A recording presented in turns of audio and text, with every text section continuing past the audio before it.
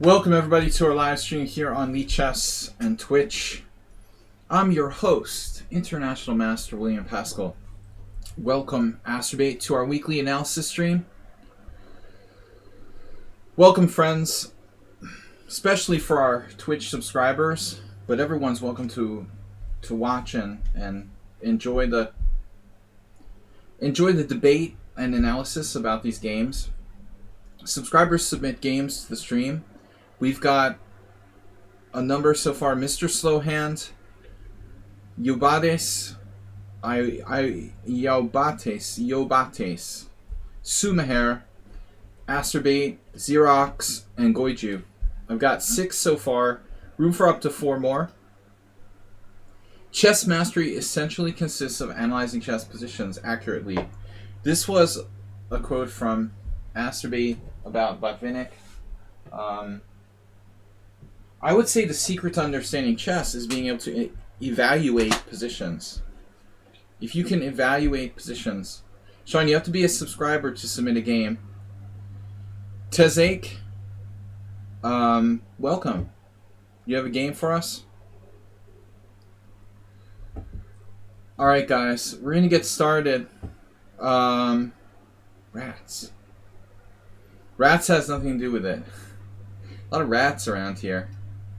I like that expression. You never hear anyone say rats anymore. It's like a 80s, sort of. 70s. I know a friend of mine who used to read a lot of comic books. He used to say rats.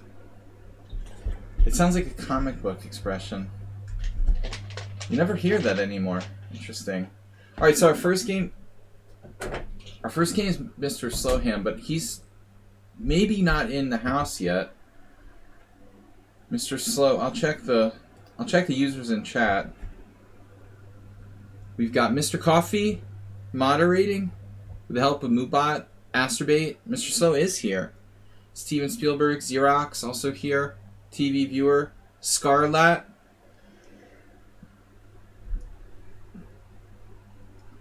I'll wait to hear from Mr. Slow before we start his game. There he is. I'm hiding in shame for the game to come. Alright. Then we can start with the first game. Welcome everybody. It's September. If you do resubscribe, I noticed Twitch isn't making a big promotion about it, but there is like a 20%. There should be a 20% discount on subscriptions for September. So they do that every year. It's a good time to resubscribe. Alright, I'm going to turn the analysis engine off. A little too reliant on analysis engine. I like to combine human analysis and use the computer to make us stronger, but we don't want to become overly dependent on it. That's the line it's hard to draw. I like to use the engine, but not overusing it. Xerox said, if you could have a superpower, what would it be?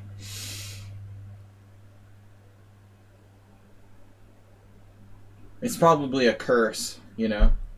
Off the top of my head, reading people's minds. That would be mine. Reading other people's minds. But that's, you know, like one of those Twilight Zone episodes. If you have this superpower, it would be like a curse. You couldn't, like, get other people's thoughts out of your mind. You just, you know, my superpower, I'd want to tune in if I wanted to, you know, to someone's thoughts. Alright, Mr. Slowhand. Snuggles the snail. Welcome with the frog. I love that frog emote. You don't need it here. Mr. Slowhand is playing black. Alright, so this he said he's embarrassed, but he submitted a very fast time control. As you can see, this is a 3-minute game. Then go play the big game, great superpower. Alright. Knight f3, knight f6, c4, c5, symmetrical English. ST33 Brown, welcome Scarlat, welcome ST Brown. So, Mr. Slow plays symmetrical English, we'll call it symmetrical English deferred. My only problem, although I think it's a very good way to play, the symmetrical English, it's kind of I don't want to say drawish, but pretty balanced. You know, it's hard to create a lot of imbalance in the symmetrical English. I mean, if you start out, this didn't start out as a c4 opening, so he doesn't have this luxury. I'm just saying, if you play like c4 e5, it's very imbalanced from the get-go. I've played a lot of this, you know, knight f3, c5, c4, and I'm like, ugh, you know. And I also played it with white. I played it for both colors. But these do tend to be hard to generate a lot of recap and overview. The downside of symmetrical English, it's hard to generate a lot of imbalance and play for a win. But it is a very solid setup. c5, okay, knight c3. Also, you know, it's important which knight you developed here. There are very different variations that are possible with these two moves. Now, Mr. Slow plays g6, which is fine. What's the problem with g6? There's no problem with g6. g6 is a good move. How do we submit a game? Coco, send me a message on lichess with the game in the message, a link to the game in the message, or a PGN. Either a link via lichess to the game itself, or an accurate PGN without a lot of, like, you know, analysis or things that are going to mess up the PGN. I could just load it into a study I have created. The study you see I'm analyzing now, I want to be able to just like put it in there in a new chapter cleanly. I don't want to go to like chess.com and look around for games or anything. I said the evil word, but all right, g6 is good. d4. You know, come to think of it, d4 is a good move. Come to think of it, d4 is White's best move. Is that true though? Maybe not. I mean, there's nothing wrong with e4 actually. Forcing a Marazzi. e4 is probably better. Mr. So has to play the Marazzi now. No, this is the best. This is better than d4.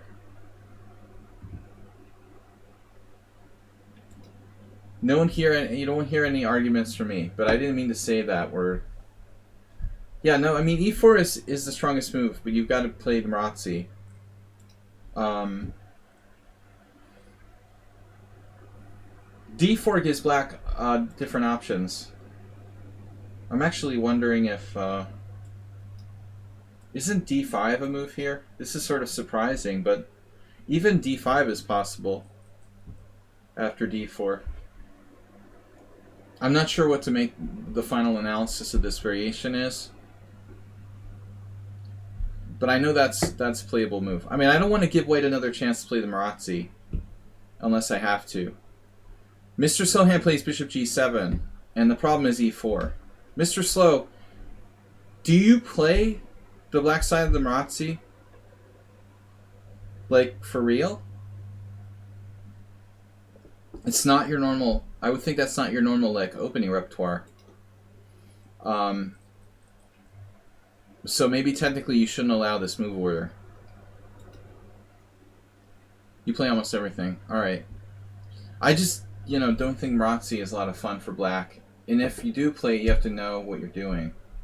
I would prefer not to allow it for you, you know, so you could play a different move. I mean, d5 looks okay. Get in d5 before White has time to play e4. That's my only really good suggestion here. That's like literally the best try to equalize. Alright, so bishop g7, then he plays g3. Now this transposes to main line. Knight c6, bishop g2, castles. And now normally White castles. And then black can play either knight takes knight or knight g4. And the d6 pawn sacrifice is supposed to be dubious. I get a million people who play this bad move. This is really bad. After c5, white has a clear advantage. I must have had like 15 games on the stream where this position happened. So a6 is really bad, allowing white to set up a bind. A different kind of bind, not a Marazzi bind, but just, this is worse than Marazzi bind. It's like an advanced Marazzi bind, where the bind is actually now in the 5th rank, cracking down on those weak squares. Very hard for black to break free here. So you have to play knight takes knight, usually. This is the best move. Knight takes knight, queen takes, d6. But Mr. Slow doesn't do that. The other interesting move for black is knight g4. My friend Emil plays this. Are you on the lichess database or the Masters database? No, I don't use the lichess database much. Too many bullet games, a lot of kind of crappy stuff. So I usually just use the Masters. You know, you might be able to dig some gold out of the lichess games, but more trash than treasure. It would take a fine-tooth comb. So, alright, knight g4. Rook b8. I've also faced this. Oh, and okay, queen b6 is some weird move. These are weird moves. Queen a5, queen b6. But I've never seen this rook b8. No, this you blundered instead. Bishop takes e6? Huh. No. I don't know if we can qualify rook b8 as a blunder, but it's probably not a great move. It's a Chinese dragon.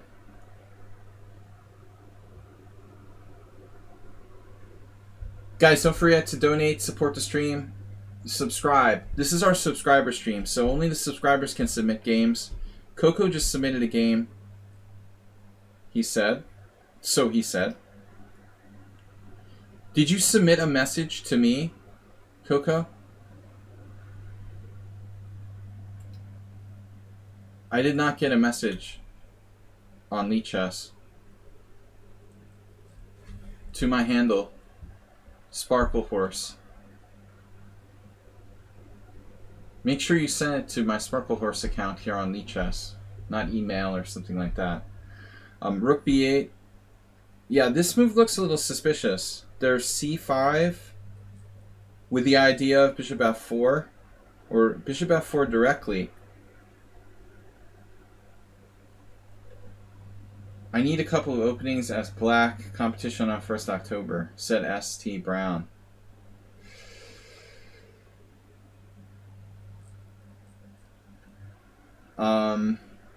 I'm worried about c5 and bishop f4. So we got the message now.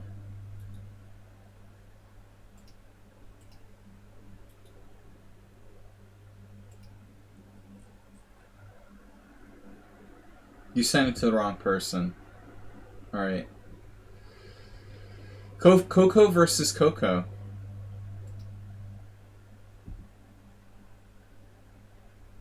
Are you Coco or Coco? Are you Coco 211 or Coco CR? Alright, we're adding that to the study, game 7. Alright. Co for coach.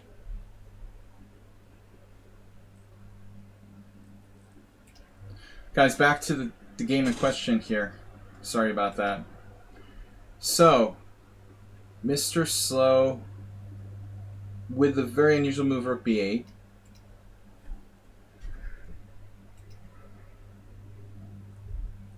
And now pinch point, diagonal.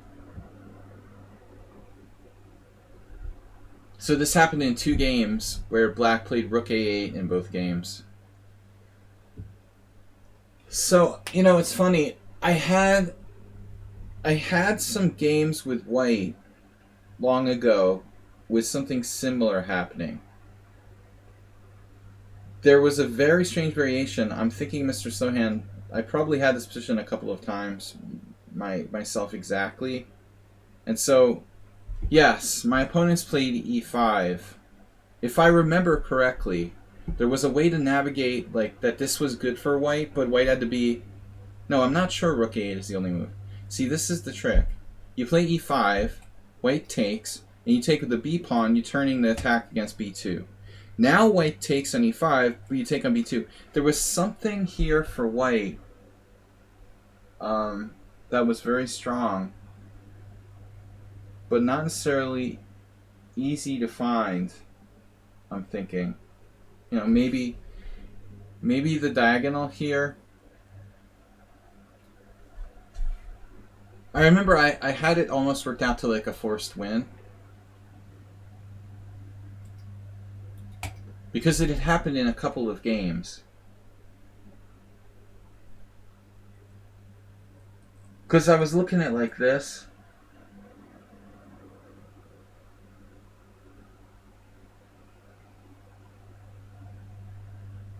Yeah, I mean, like, theoretically, there was some crazy stuff happening. Like, here, the rook is trapped.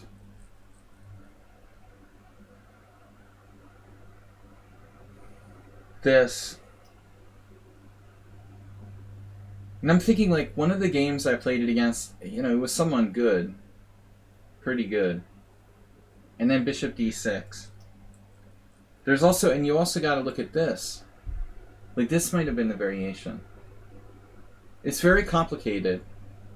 There's also this and this and this. And then there's this.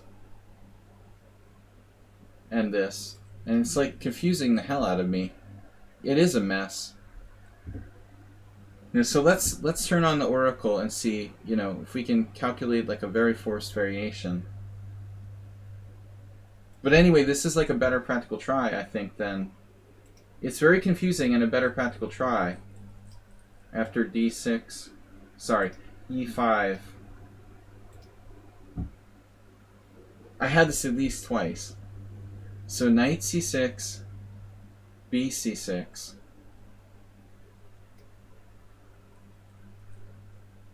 Bishop takes e5.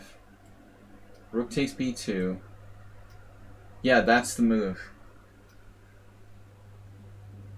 But I mean, you know, it's not that easy for white to see this. So as I said, this is a move. This is the variation. And this is like, according to the computer, a forced win. You know what I mean? Mr. Slow, you can play rook a8, but I mean, this is a little more, you know, tricky than it looks. Maybe objectively this is lost for black, but I've gotten pretty confused playing this a couple times. I don't know, in a practical game it might be a better decision to go for this. So this was the line where we were on. Unbelievable. I don't think I ever got this far. And the queen now has to go to d8. Unbelievable. Check this out. Rook c1, rook c1, queen c1. Now that's a bind. But again, you know, now what is going on here? Like, black is up 2 pawns. Black is up 2 pawns, but he's like in Zugzwang, pretty much. He's losing the exchange anyway. When you want to take it, we're gonna eventually get it, sooner or later. Anyways, that's the thing that I think you should go for. I was really confused. It happened twice, at least. So rook a8 is like, whatever. He decides to play this, allowing bishop takes c6. And now we're just straight up losing the exchange. But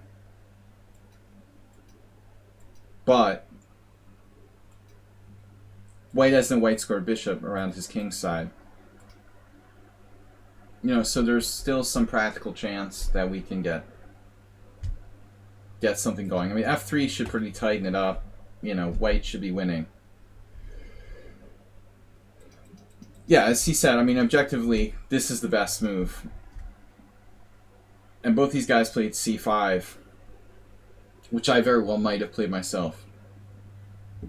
Knight h5, bishop e3, and white is clearly better.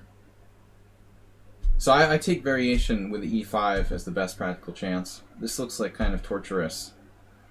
Anyway, so Mr. Slow is lost, theoretically. But why do that, you know?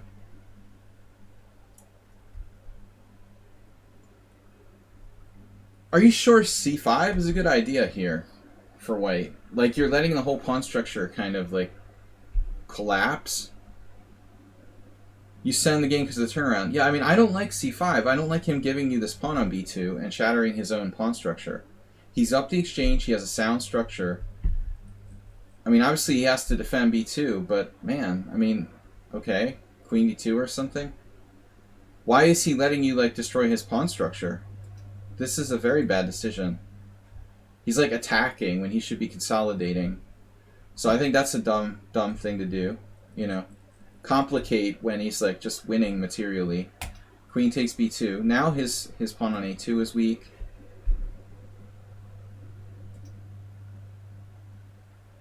Excuse me? Say what? He just, like, gave up a knight on c3? I need a good reason not to take that. And now he takes this, but obviously rook e8. And, you know, maybe he's banking on some, like, rook c1, rook c8, rook c8, queen d8 kind of fancy trap. He's seen this, captures, rook takes, and then wants to land the queen d8 check in, like, some sort of winning position. So you go here, here, guarding d8. Is it possible that he just missed that? That he missed that your queen protects the d8 square? Possible. That's his rationale, you know, for sacrificing the piece. You know, it's possible that's what happened. Because any other square, right? Pick another square. Here, rook takes.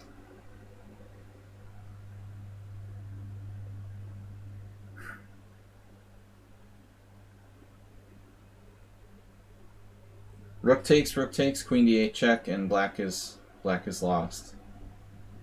That's really brutal.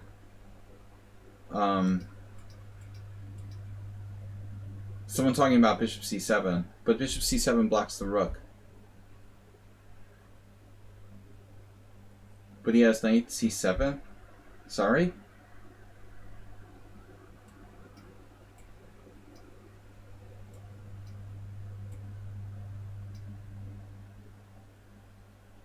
I mean, black's just lost here.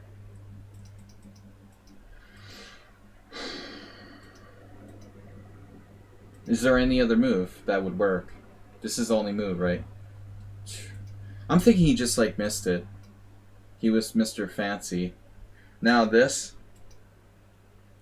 But now we have a piece. That's fine by me.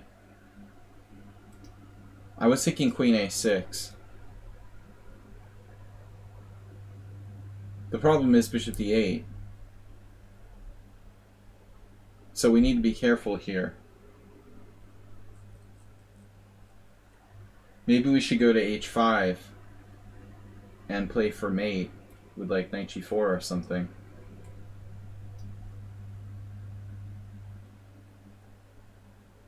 Gotta go. We'd be streaming in like an hour. Yes. The stream takes 3 hours. Usually lasts, you know, another 2.5 hours. Maybe a little less. Yeah, that's my quote. 99% of tactics don't work. So, I'm thinking you should play queen h5. But obviously there's a lot of moves, and black's a piece objectively. Well, we'll say 2 pieces for the rook. We have, no. Yeah, 2 pieces for the rook. But it is an extra piece on board. Queen b4, though. The problem is this and this. Here. Okay, there. And now you've got rook takes e7. I vote for taking that. But Mr. Slow found something better, maybe. Rook e1. And I think here, I have no problem with this. Like, this looks very, very good. Bishop takes, queen takes. Does he have anything else? Bishop takes, queen takes, rook check, bishop f8, and, you know, I'll take the 3 pieces over the 2 rooks. I think I would rather have the three minors. Oh, it's covered. All right, sorry. Yeah, you're right. It's covered. Okay, that's not important, though. Whatever. All right. I'd rather have these 3 pieces than the 2 rooks. Pieces are more dynamic. Anyways, queen e4, obviously f3. Now, do we have something here? We do. Oof. Yeah, this is pretty brutal. Check here, and now queen f2, rook g1.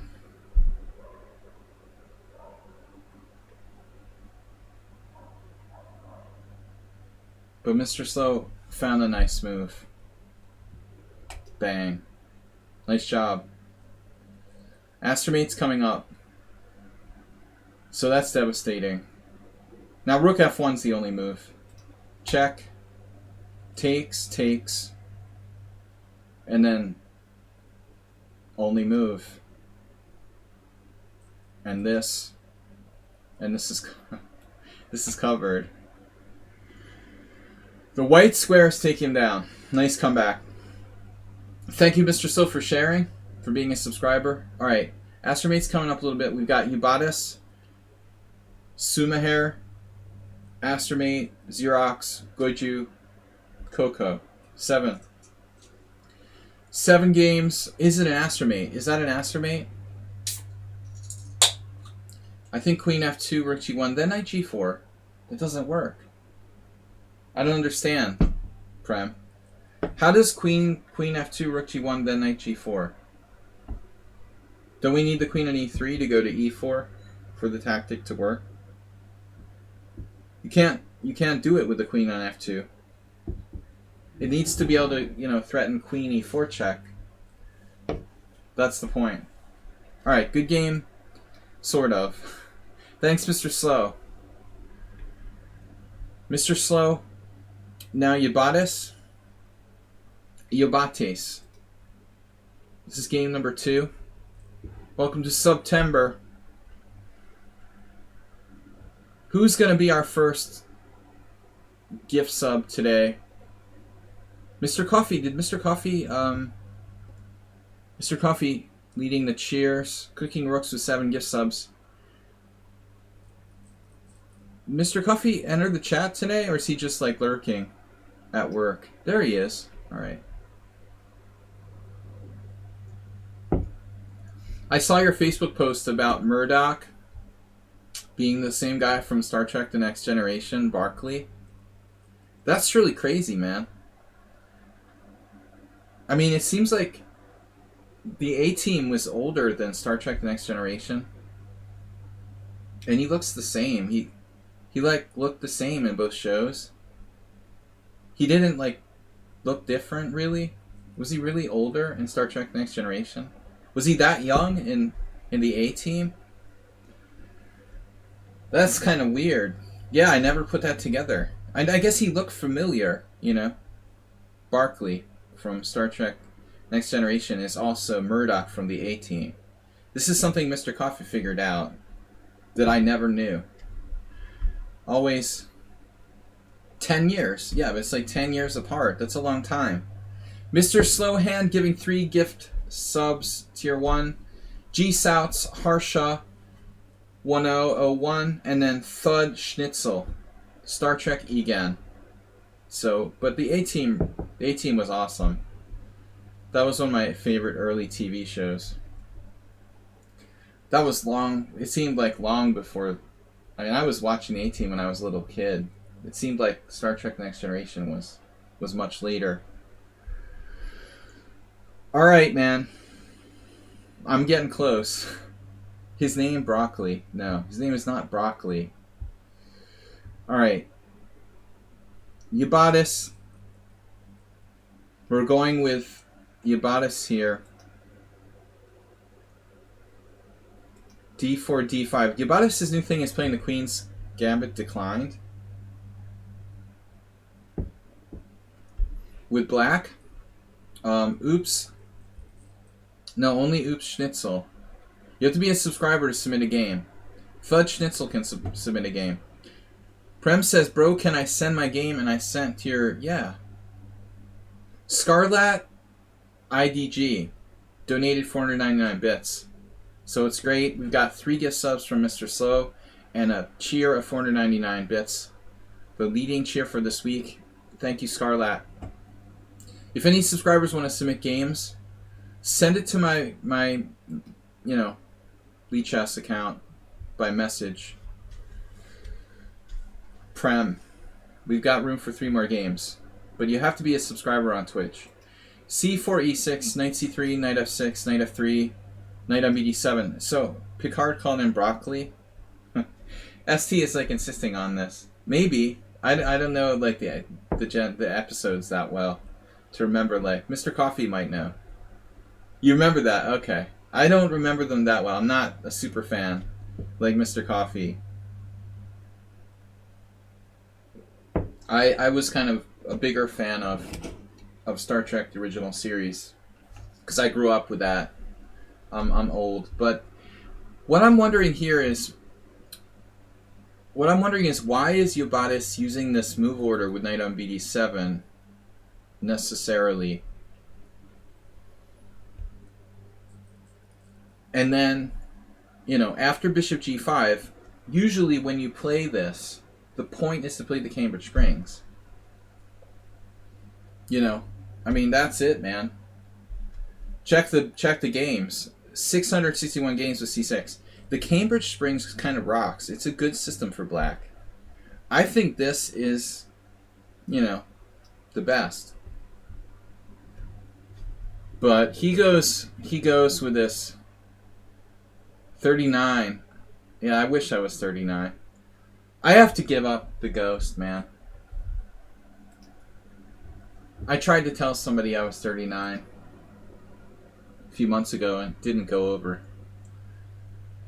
We have to start upgrading to like 42 or something. I don't know. I might have to upgrade. I don't think the 39 is going to keep working. But you submitted the... Alright. Anyways, Bishop E7, E3, and then now a really weird move, A6.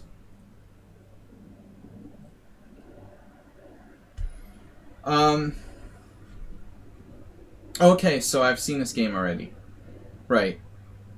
Normally black castles. And then if rook C1, you play A6. This is called the Carlsbad system. It's a little confusing because there's this Carlsbad. It doesn't say that here, but I've been taught this is the Carlsbad system because it was played in Karlovy Vary in the early part of the 20th century. They were playing this type of stuff. Rubinstein had a game with white. I don't remember who it was against.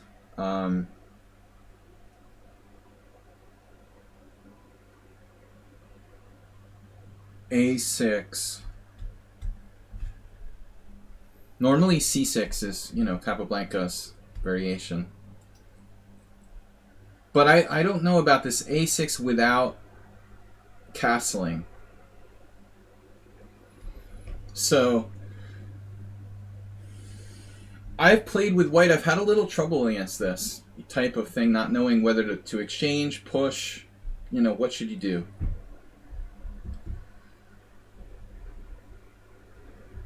Objectively, it looks like this might be a good move.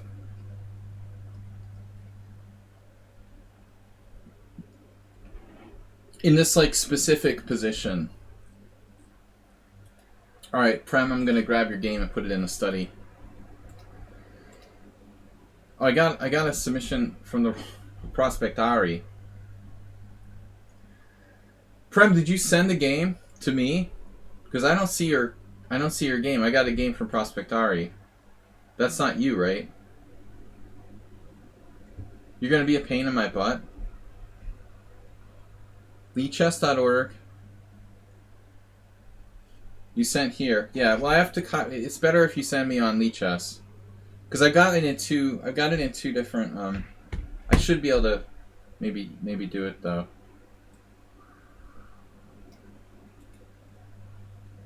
I can probably copy it. Alright, it'll work. We can do it that way. What do you, wait, that doesn't seem right. That's not working. What's that link you put there? Asterbait, what's that? Wait a minute, guys. I got a message here. I'll be right back. Be right back in 2 minutes.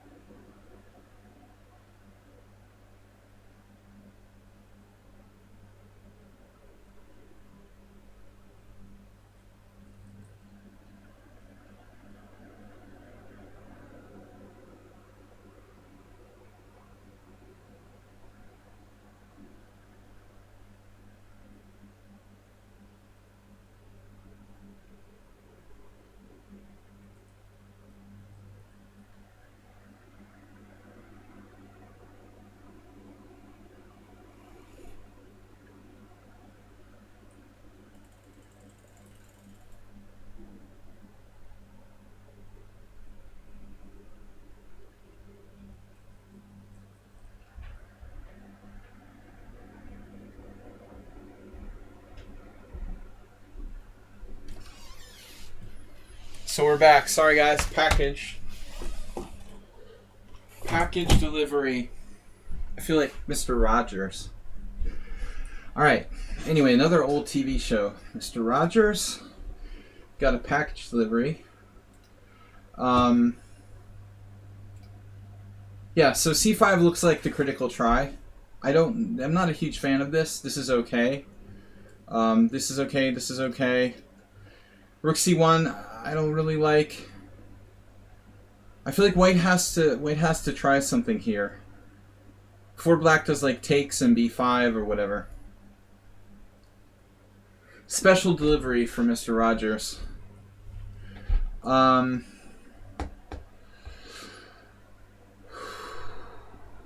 Alright, so you do delivery, sedan delivery. You like deliver cars. White instead played A3. Prem, you're submitting a game. Let me try again. Copy link. Wish you guys would submit your games before the stream. It's so much easier. Paste. Let's try it. If I can't access this game... Alright, here it is. It's going in. It's going in. We got that one. Okay, Prem's in. Then there's the one from Prospect Ari. The Mr. Coffee game. What, Mr. Coffee, what is that? Is that... Did you send in Prem's game? Oh. Thank you, man. Alright. We got a problem with Prospect Ari, though. Prospect Ari, you sent me an empty game. Whoa. Damn it, I just closed my window. Sorry, guys. Are we going to be back? No, I got nothing. Oh, man. Alright. Just stay tuned. Prospect Ari sent me an empty game. That is not going to help.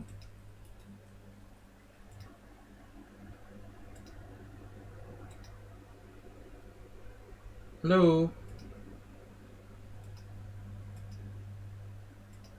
Hello?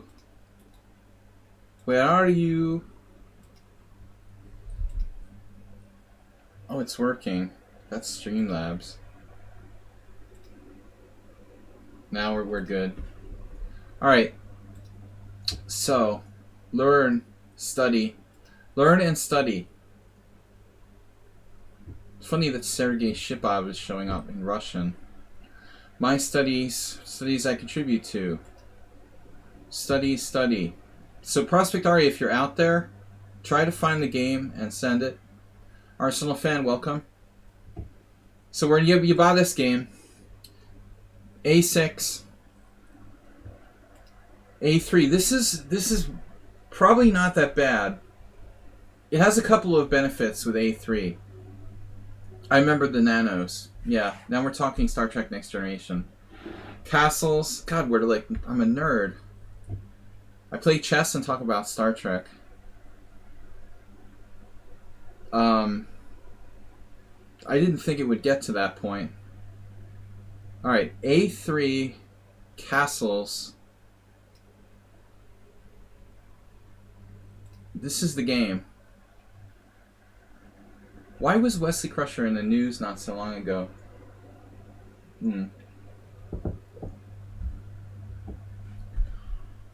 Anyways, so A3 has a couple things you could do. You could play B4 to restrict black on the queen side.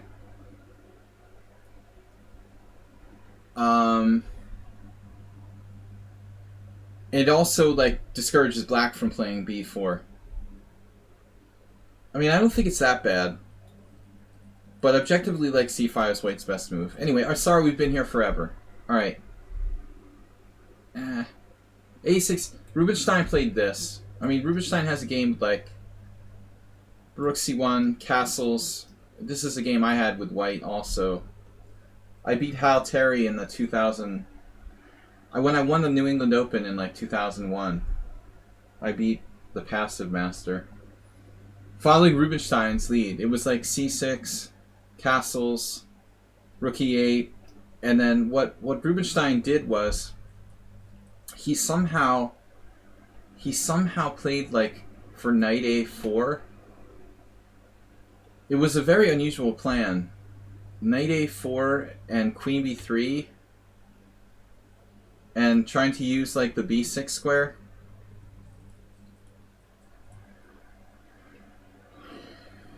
But again, I'm not really an authority. Anyways, okay, A3, castle. And now, I don't know, Rook C1 or something maybe. He plays this, take, B5. And you see, if black gets in C5, he's equalized, probably. Maybe more than equalized in some cases. So here, I think this is a good move because we focus on control of the center, control of the E4 square. Tobias, other words, Yobadis, is a very stubborn person. And I'm trying to help him get better at chess, but he doesn't always listen. I understand this move is probably the most natural. But maybe black should seriously consider playing C5. Right. That's because from my perspective, this is the most important thing that black should do. You can play bishop B7 when you want. I mean, that's great, but it's not critical to the position. You need to play C5 to equalize the game. If you don't play C5 and he stops you somehow, you're in trouble, you know? So this is the point. You get in c5, you have a good game. Is there something white can do to, like, you know, use this square? Does anybody see a great move for white here? Because I don't really see it, you know? I think you should play c5 first.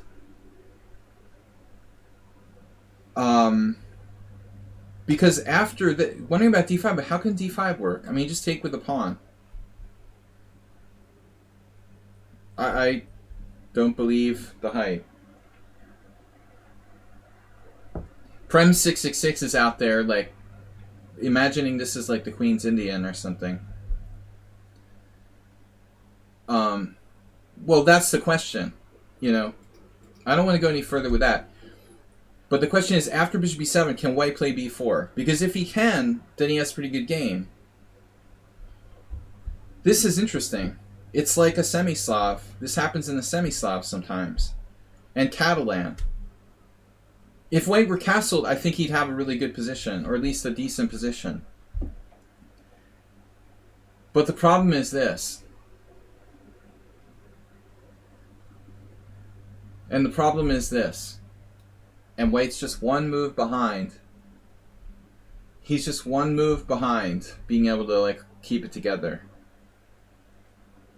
I guess he can play rook b1. Okay, this is the only try. So let's see. Take. How bad is this? Rook a3. Rook a3 BFD. That's what I say. Right? This is the way white's got to play, man. There's no question. Look at this. Here.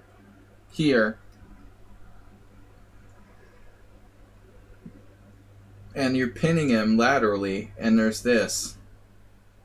It's an interesting game. Computer variation, castles, bishop f3. Bishop e2, rook c3, queen c3, knight e4. Look at this. Hello? That's kind of crazy. So there's a lot of counterplay for black, but it looks like white could probably hold it together. But you got to understand, if you allow c5, you're now maybe worse. It's not a question of being equal. You know, this has got to be stopped. So, he just, like, you know, most people would like castle, and black's better after c5. Maybe a4. If we hadn't wasted a tempo on a3, I would honestly play a4. A4 is better than a3. That's what I normally do. Alright, anyways. So he plays what? I'm sorry? Bishop takes f6? The only good thing about this move is that it, like, temporarily gains better control of e4. And I think that Yabata should play knight takes. Objectively. Again, we have back to the old b4 and a5. You must, because the point is like this. c6. Do you know? Do you know what my plan is here? I'm gonna, like, wreck your queenside pawn. That's the secret plan for black. It looks stupid, right? I have a pawn on c6 with a bishop on b7. But it's like goodbye to your queenside, because I'm going to take a5, and then I'm going to, like, play queen a8, and I'm going to take your other pawn too. And your little dog e2. So this is extremely good for black. Black has a dark square bishop, but he's going to win, like, both pawns on a5 and a3. Right? And Tony, welcome. So this is just... Okay, bishop f6 is an awful move. Black takes with the bishop. And now the problem is, what do you do when the opponent has the bishop pair? Kids? Any answers? There's still a spot available. Spots. I got a message. Prospect Ari. There was one spot available. It looks like you might have gotten in time. Antony, send it in now. You might be the last one. What do you do when you're playing against the bishop pair, Scarlat? What is, you know, Sasanko do in a Catalan? Trade the freaking bishop pair off. So, I mean, this is the move here. Bishop e4. At least then he only has one bishop, right? And we can, like, plot accordingly what to do. But I think you have to kill that bishop pair. Trade it off with bishop e4. I think after bishop e4, yeah, Arsenal. Got it. White isn't worse, you know. Maybe he's even better. But black has to get in c5. We can't, right? That's a problem too, because if you take here, it's hello, how's your c5? Maybe we can do some crazy stuff with c5. Try to pick this off. That actually looks interesting. Like, takes here.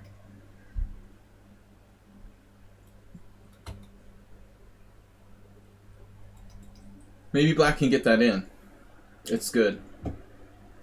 Yeah, black equalizes with c5 in that position. The pawn structure, like, dictates the play. You can't just, like, play whatever you want. Okay, bishop f6, and then this. And now, bang. Still white should play bishop e4. I can't recommend it strongly enough. That has to go. Two knights are... I'm like... Two knights... I'll start rapping soon. Two knights are, like, way better, you know, against bishop and knight, let's say, than this situation as it stands now. Two bishops versus two knights and a bishop. This could be very dangerous. Where we're, like, getting raked on both diagonals. So, get rid of that guy. Instead he plays knight e4, which isn't bad, but it's not quite as good. So here, for example, I mean, black could... Ubatis played c takes d4. I maybe, like, this is the sensible thing to do. As I, like, drool beer on myself. But beer donations are welcome. I haven't called for a beer donation in a while. Okay, but the problem here is obvious. It's symmetrical land. Yawn. Yes, this is going to be tough. It's going to be tough to win it because we have a totally symmetrical structure. Actually, it doesn't work because of bishop h7. So much for that theory. Yeah, we're just losing a pawn. Oh well. So c5 doesn't work. Or bishop e7 doesn't cut it. After knight e4, Ubatis take. Okay. Now white played knight f6 check. At least he got rid of, you know, the bishop pair. Queen f6. I like this. And now, yeah, knight d4. And a really nice game here. Calling all enablers. Now, I don't know about e5. I didn't look at this. I wonder if that's a good move.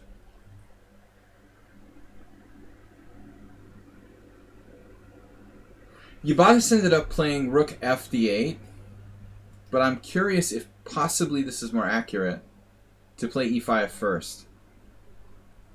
Maybe he should play e5 first. He plays this, and now I remember looking at this briefly with the computer. Can anybody guess white's best move here without cheating and checking with the engine? I've got Prospect Ari and Antony. Okay, what's the best move for white without cheating and checking with the engine? Anyone?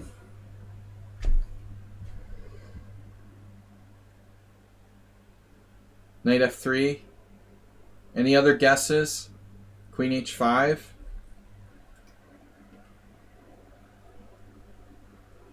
I was a little surprised. Greek gift. Is that a vote for bishop h7? Alright, I'll reveal it in a second here. At least my computer, what it came up with. Queen c2. Someone said it. Oh no. What is that game? Antony. What did I do? I put it in there. Good. Alright, we're cool. And then the last game from Prospect Ari. He has like 1,000 links. I think I can use that. What's this last one? This is gonna work. Any other guesses? Queen c2. Someone's guessed it. I'll give you guys a hint. No one guessed it. Cause it's ugly, right? It's an ugly move. Antony should get it. It's right up Antony's alley. Just what we've been working on. Frem got it right. He got it. F4. The computer says the best move for white is F4. And someone got it right. Alright. So we got... Oh no. Is it in there? Alright, I got all the games in there. So congratulations, Supreme, for guessing the correct move. At least according to the engine. Alright. So I gotta speed it up, guys. We're only on game 2. This is the best move for white. Creating outpost for the knight. Well, it's like... It's denying or trying to deny e5. I mean, that's the main thing. It looks kind of crazy to some people to play this move. But it's sort of like the lesser of the evils. Even knowing it's best, I still wouldn't play f4. That's great. Well, it's best according to Stockfish 14. You know, that doesn't mean in you know, Einstein's theory of relativity, it's necessarily best. Best according to a computer that can calculate like 30 moves deep. Doesn't mean you should play it. It's a good actual piece of advice from Arsenal. Just because the computer says it's the best move doesn't mean you should play it. You know? But the point is, what happened in the game, after you see what happened in this game, you're going to be like, oh yeah, he should have played f4. After f4, e5 takes, queen takes e5, there's pressure on the e3 pawn, and black is better. But white might be able to defend. I was looking at like this. It looks like white's just worse, but might be able to hold on. But check this out. Okay, he doesn't play f4, he plays this, like, really bad move actually, because it's an ordinary square, but he gets hammered by e5. Now his knight has no good place to go, so only square. Bad knight. Now bang. And immediately, watch this. Here, here, here. Dude, this is exactly like a famous game in The Art of Positional Play by Reshevsky. Reshevsky has this game with Larry Evans in the U.S. Championship. I don't know, sometime in like the 60s or 50s or 60s. Dude sacked the exchange. It was the exact same configuration of pieces. I don't think that Reshevsky's like queen was on f6, but it was some kind of rook takes d4. Exactly. It was like this, and eventually like the knight went in there or it went in there. You know, some kind of thing like that. And this bishop's diagonal opened up. The Reshevsky game was much more complex. You know, I think there was another piece on the board. But, okay, that was the first thing I was looking for. But actually, this isn't good enough. After takes,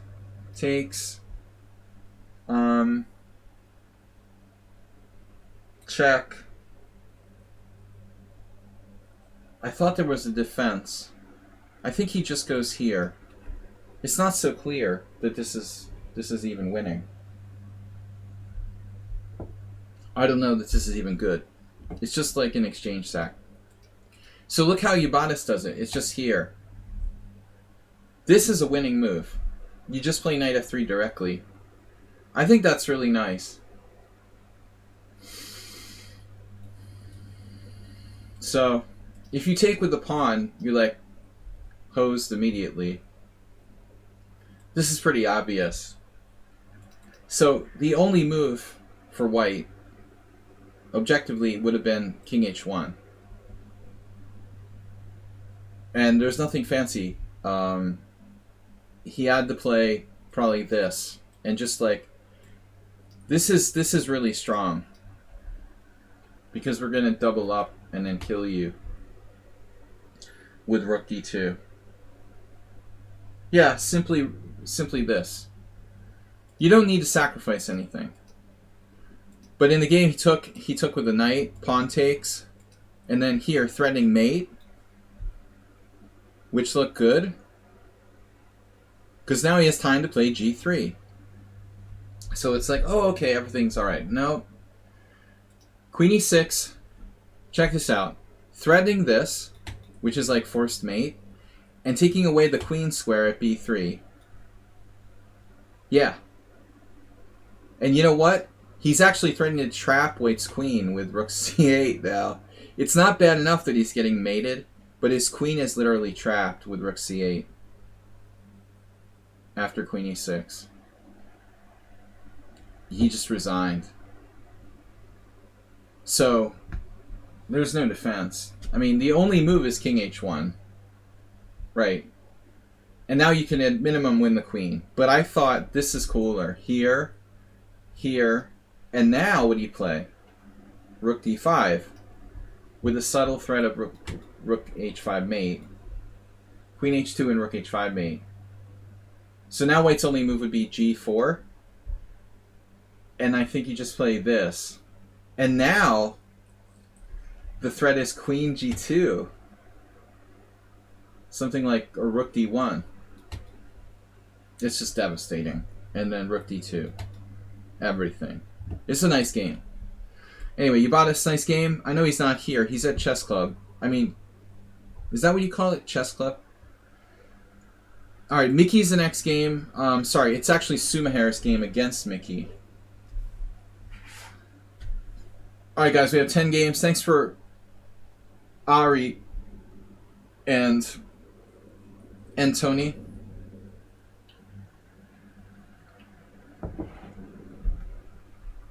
Alright, we've got a bunch more games to go over. Thanks guys for donating. Mr. Slow donated 3 gift subs and we had a cheer.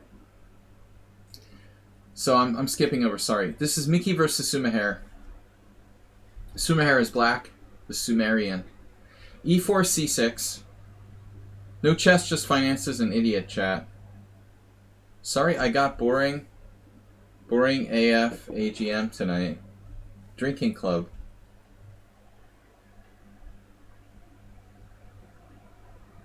Alright, c4. I've been playing the Panov against Sumaher a lot, so he's gotten practice. d5. Oh, the annual meeting. I thought you meant Arena Grandmaster. Of course it means Arena Grandmaster. You can buy your title online by playing on the FIDE website or whatever. There are like 1300s who are Arena Grandmasters. It's worse than like trainer titles. Yeah, that's what I was thinking. Oh, Arsenal's got a really boring Arena Grandmaster. Alright. So d5, and now he plays cd. So this is unusual.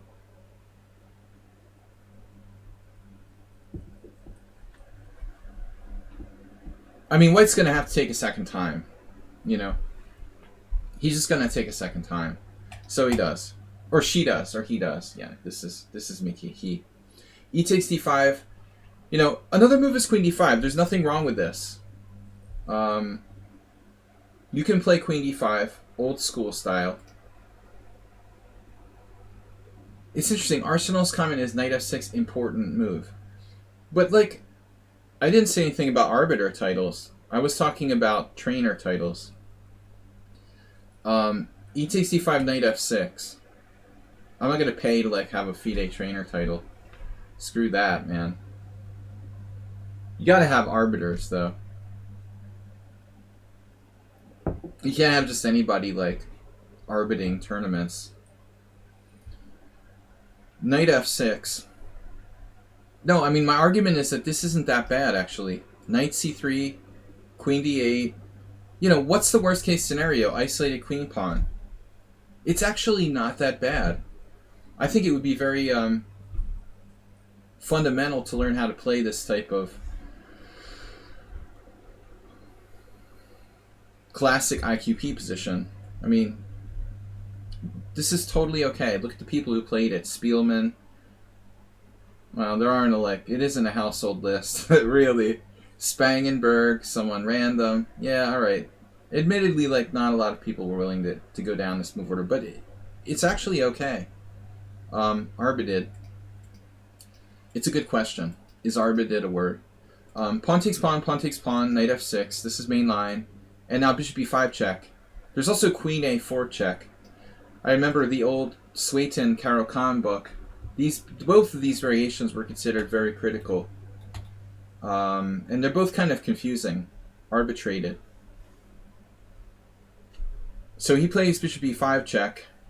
And now, I mean, as far as I know, black can interpose with both pieces. It looks like bishop d7 is a lot less popular. So clearly knight on bd7 is a better move theoretically. But I don't think that bishop d7 can be that bad. You know, I kind of doubt that. I would have to. I seriously doubt bishop d7 is a really, really bad move. But I mean, maybe the problem is this. And b5 weakens us quite a bit. We could get Morales stuff like a5, a4, b takes a4, rook takes a4. There was the time that Antonio beat me with some kind of chess mood analysis or something on some ridiculous, obscure variation where he did this against me. I was like, what? Bishop takes a4, bishop takes a4, knight bd7 here, threatening this. You know, that's a pretty interesting exchange sacrifice. It wasn't exactly this position, it was a Scandinavian, but I'm just saying, you know, that's interesting. What about this move here? Now white has queen b3. So that's sus. No, to be honest, even this doesn't look that bad, actually. Knight a6. But anyway, okay, that's like a fantasy variation. I'm just saying bishop d7 is probably okay. Look at the stats. Computer's like, okay, it's plus 0.3 for white. Well, it's playable. So that's what he did. It's been played by Karpov. Pavel Blatny, that doesn't really turn me on. That was before Blatny started playing absurd openings, though. And Majub. So 1993 when Blatny was normal. Alright, bishop d7, bishop c4. And now, yeah, b5 is radical and weakening. But it's a normal try. Instead, your opponent played g6. I mean, Sumaher played g6. I keep thinking he's white. Because Mickey's white and he's a subscriber too. It's subscriber versus subscriber. Yeah, Karpov defeated by short. It's like, dude, it's embarrassing. That's how Nigel got a match with Garry Kasparov. I was ill when short beat him. That was ridiculous. You know, how the heck did Karpov lose that match? He lost in a Budapest Gambit too. I mean, it's unbelievable. One of the most ridiculous upsets in the history of chess. That changed the history of chess. I mean, Karpov would have stayed in a loop, playing another match. There would have been another Kasparov-Karpov tilt when Karpov was still relatively strong. Kasparov-Karpov was just Kasparov-Short was just a waste of time. It would have been cool if they could have played one more match between Karpov and Kasparov. So g6, basically short destroyed the history of chess. g6, knight c3, bishop g7, d4. So there's no games, and now we transpose back. I'm a little surprised how many games there are. Normally we'd have the bishop on c8, knight on d7. and play like knight b6. Of course, it would have been better if Karpov won. Knight a6 here. Queen b3.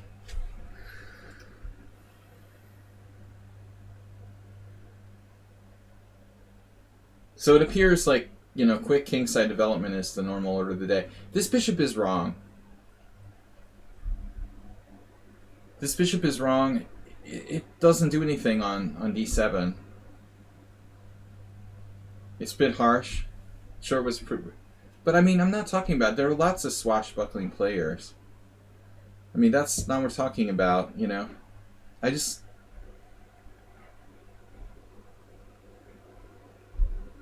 Playing Kasparov, it was like a... You know, it's not fun when it's a match and the winner of the match is like beyond doubt, you know. What fun is it to watch a World Championship match where you already know who's going to win? I mean, it's like watching Carlsen play Anand. You know, at least against Karpov, you're like, well, probably Kasparov is the favorite, but you know, there is a chance Karpov could win. Yeah, Anand also had no chance. Like, Karpov was the only person who could play with Kasparov, and like, you know, we never got to see him play one more match, which was kind of a pity. But honestly, Kasparov was just too good for everyone at that point. It wouldn't have mattered, you know. Karpov would have probably lost, but he probably would have put up better resistance than Short or Anand. You know, we would have got better games. All right, Queen b3, Knight a6, Queen b7.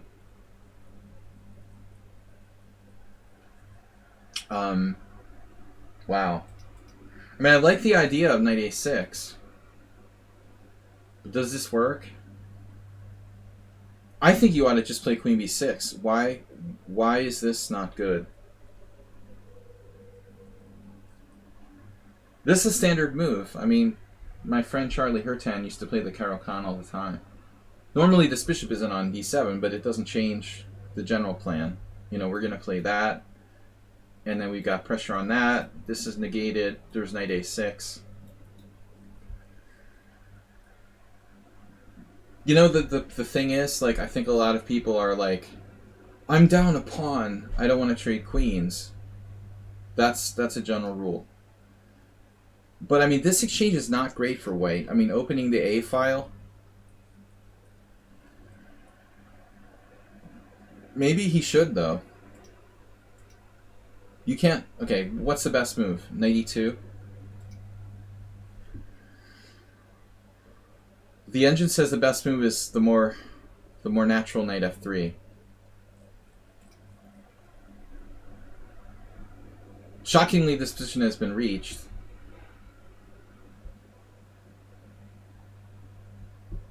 Hickel played bishop f5 against none. Bishop c8 was played, which the computer likes better. And this surprising move is the best move according to the engine.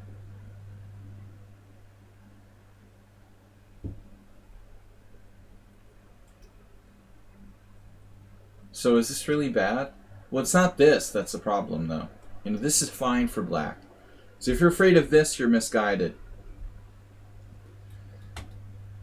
It's possible like b5 immediately is the idea. Alright. Anyway, he plays Knight a6, Queen b7, Knight c7. This is really radical. I'm going to turn off the engine. I mean, now black has sacrificed 2 pawns. It's a little hard to believe. He's 2 pawns down. And, I mean, I know that this is a plan. I've employed it myself to blockade. I'm going to try to go a little faster here, because we need to get through a bunch of games. Okay, it's a pawn grab. The queen can get trapped, but black's like setup is not that great.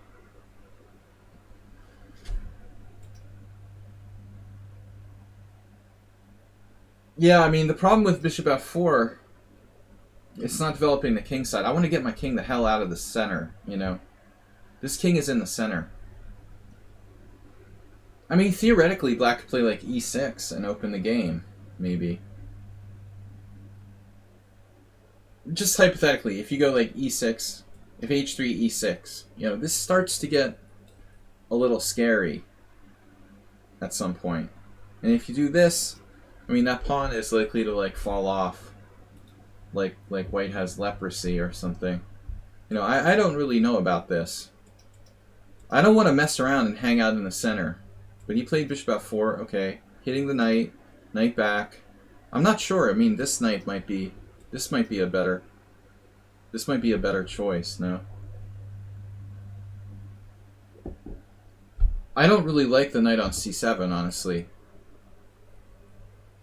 I don't really want it to remain there, and I'd rather go here and bring it to d6, and eventually to f5.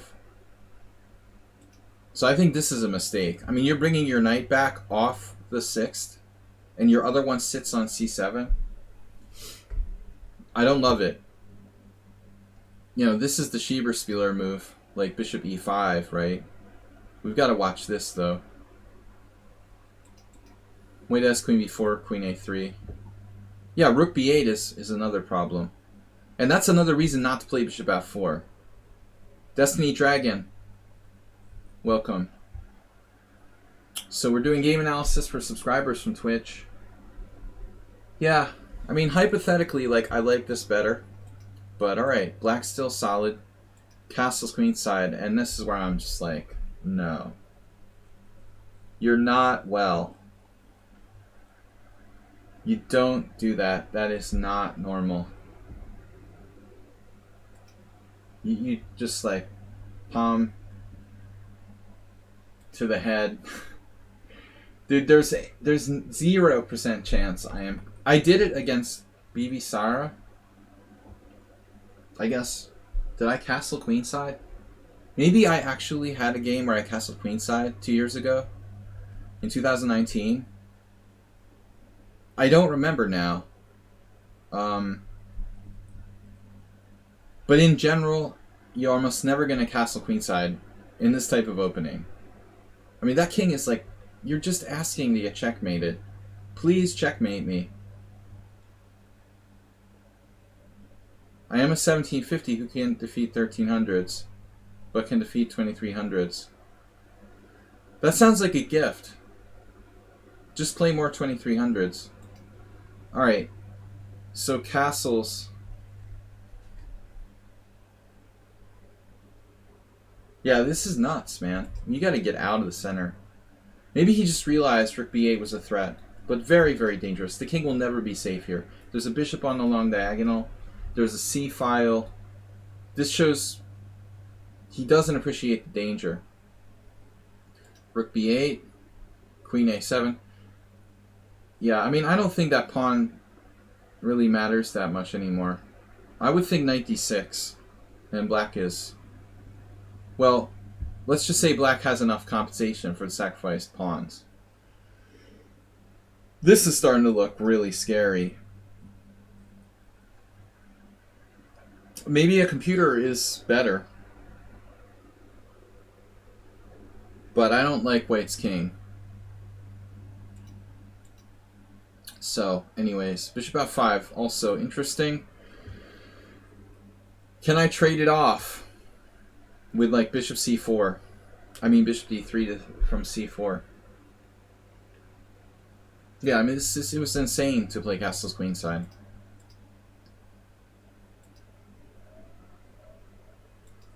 And that's not what I wanted to do, because the dark square bishop is now unopposed.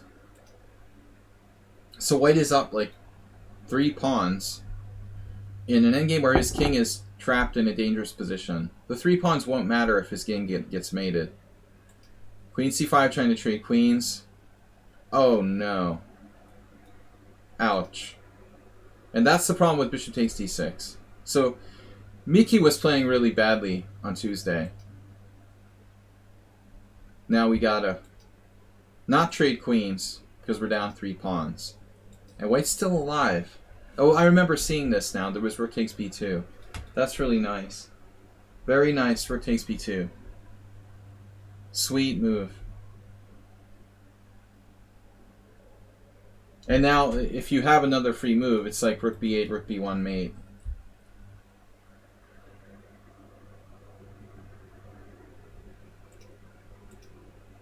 Threatening mate in one. So he stops it. And now check this out. Rook 8 takes. Pawn takes. Rook c2 check. Oops. Check. Winning the queen. And he takes that too. And now this queen is actually getting over there. Very nice attack. The moral of the story, of course, do not castle queenside in the Pano Bavnik.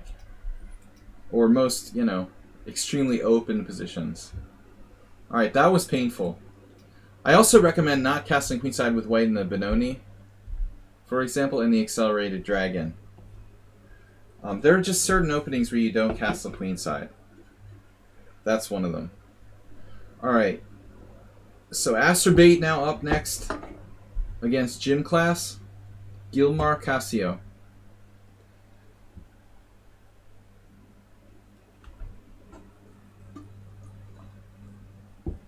This is Asterbait with white. We've never seen Asterbait submit a Pierce defense, I can recall. E4, D6. D4, Knight F6, and now objectively you should play Knight C3. I don't think the Bishop D3 really suits Acerbate's style. This is a really kind of dry move. Normally we'll be playing like what, Knight F3, C3. Acerbate, you've been hanging out with Schieberspieler too much. This was in the classical arena. Too much Schieberspieler. It's a Karpovian move. No, I don't know what it is. I don't think it's good. I mean, doesn't black have like E5 right away?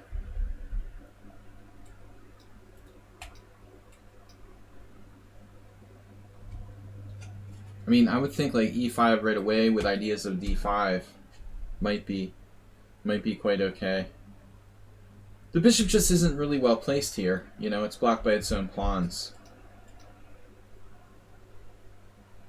I think Asterbate should play Knight C3 and then, you know, play some kind of slightly more aggressive setup. Because he's good in open positions and he's a good attacker.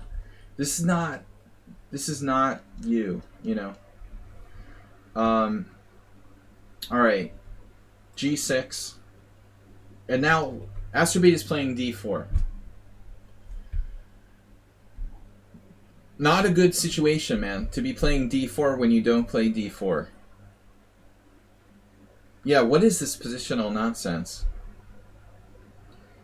You're playing the white side of a King's Indian. Unbelievable. Bishop G7.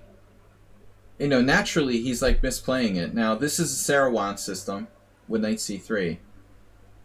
And you play Knight E2. And that's actually a pretty good variation. But instead, we see Bishop G7, Knight F3, and this is not good. Not as good as Knight C3 and Knight E2. So an accurate King's Indian. Ugh. Black played E6. That's horrifying. Yes. The point is Bishop G4, Knight C6, Knight D7, and pressure on the D4 pawn. You know, this is where it's going to come. That's why this is good for black. White just doesn't have the ability to control the dark squares very well. Objectively. Yeah, I agree. Like, Bishop G4 is probably the best move. Immediately going for that. Pressure on the D4 pawn. You have no idea what you're doing, of course. Why would you play C4? I mean, you shouldn't even play Bishop D3, but C4 is definitely not right. Yeah, he plays the hippo with his knight on F6 now. This is terrible. If you're gonna play the hippo, you gotta put your knight on E7, and even then it's not so great. And now knight g4. That's like, what is he doing?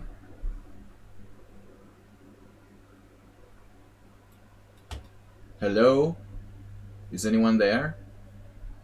What are you doing there, man? The hippo is more boring than the London? Never. Alright. I love this next sequence, though.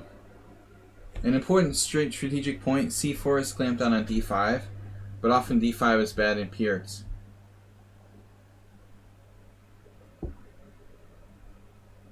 So e5 being the break to clamp down on, developed to clamp down on that. Asterbate naturally plays h3, and now black plays the very interesting h5. This is not as stupid as it looks. Because it appears to me, I guess it is. No, it's a problem because after take, maybe Asterbate should go for this. Take here, f6, queen takes g4. I mean, probably this is your best line.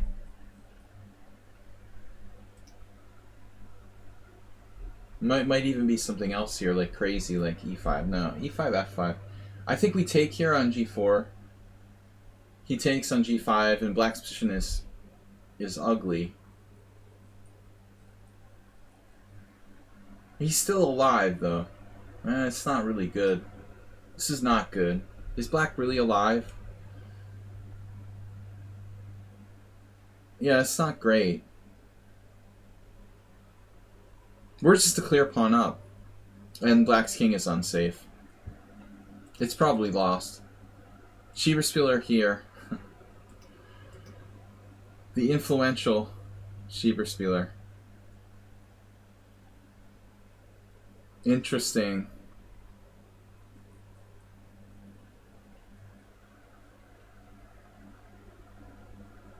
Well, anyway, h5. What? I'm sorry. Asterbate, he reverts back to his baby stage. You like e5? This is the early Asterbate, circa 2018. Is there a reason for this move other than the fact that it like jettisons our center?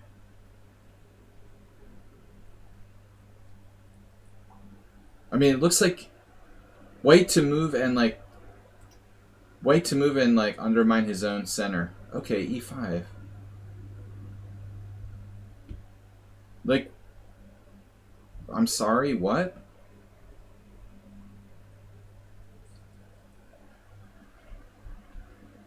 You've been eating too much meat or something, man. Need to try a vegetarian diet. I don't know, man. This is just crazy. I mean, simply take... I guess Asterbate looked at this and then he freaked out, you know. Because you look at this and you're like, okay, here... This is kind of dicey, right? Queen h4, bishop here.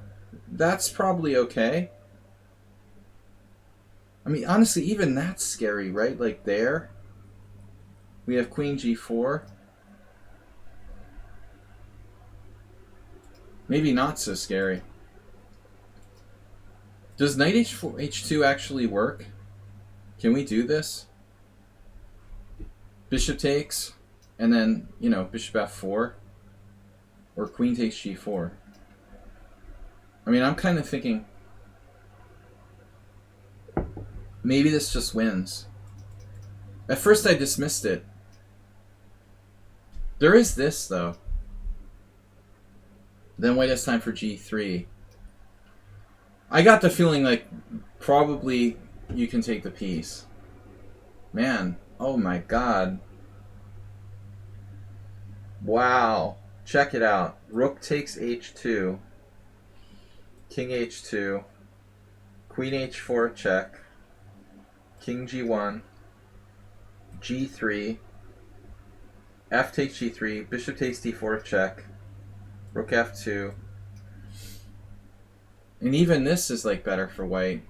You're still better. We have to like play perfect moves. It still just keeps going. This is even equal material. White's down a pawn. White's down 2 pawns. Now white wins. According to the oracle, you know. But only a grandmaster would be able to analyze this deep. That looks scary as hell. So I don't blame you for not going into that. But the other variation, honestly, like take knight g5. That's standard. This looks good. This is what would have happened. He would have played f6. He would have taken here, and his structure is like trashed. Bishop takes g5, queen d7, or bishop f6. Sorry, bishop f6, bishop e3, and the g6 pawn is. And now you've got your e5.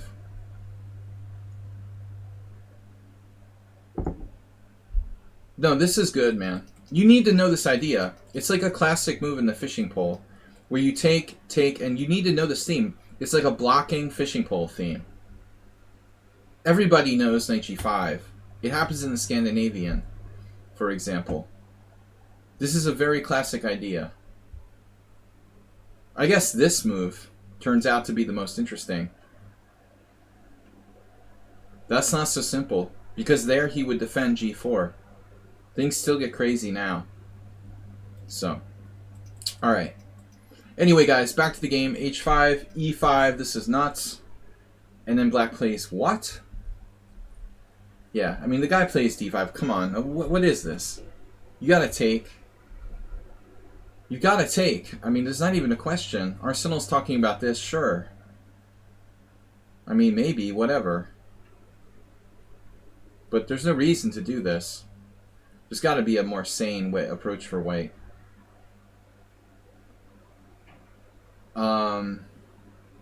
Alright, Asterbate just went nuts. And then d5. Bishop g5, f6, check, king f8, e takes f6, bishop f6, bishop f4, knight c6, knight e2, king g7. Now you could take on h5. Like you could play bishop takes h5, rook h5, h takes g, opening the h file. How about closing lines while I'm attacking?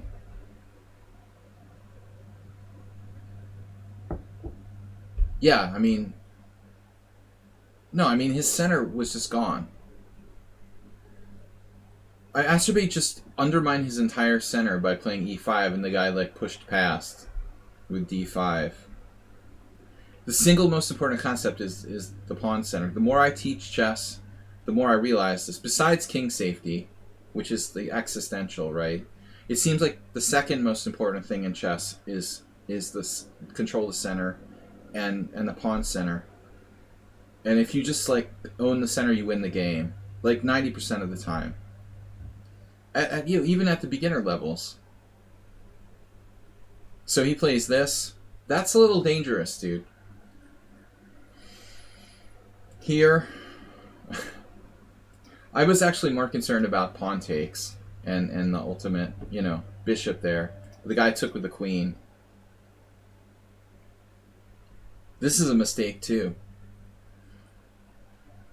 I feel the Asterbate is coming up with like queen d3 and queen g6.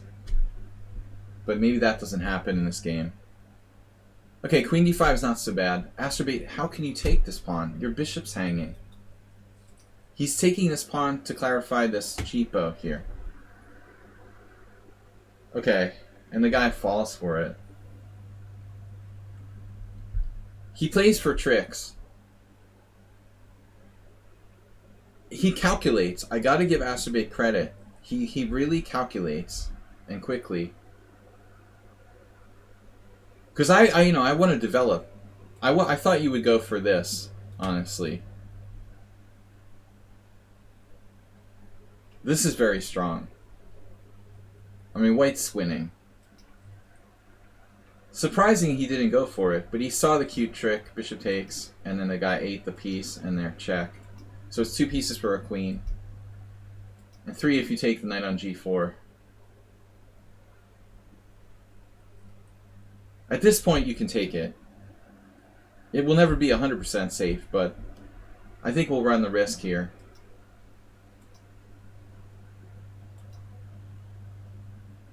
And I would just take the knight.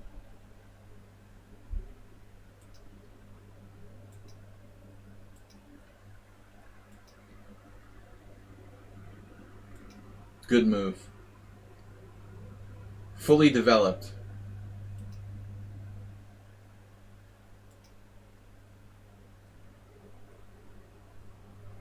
Interesting. How does that work? Does that work? Like knight takes e6, bishop h6, I get that. But what if bishop e6? What are you doing on bishop e6? You're probably still winning somehow. Like bishop e5 or something?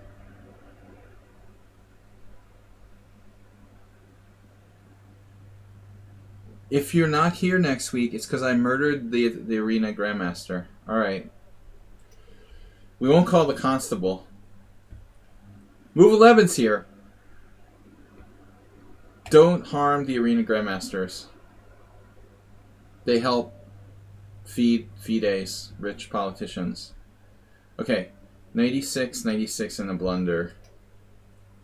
Tactical buzzsaw. He saw that bishop on f5. It's just now a matter of technique. I gotta give black credit for fighting, though.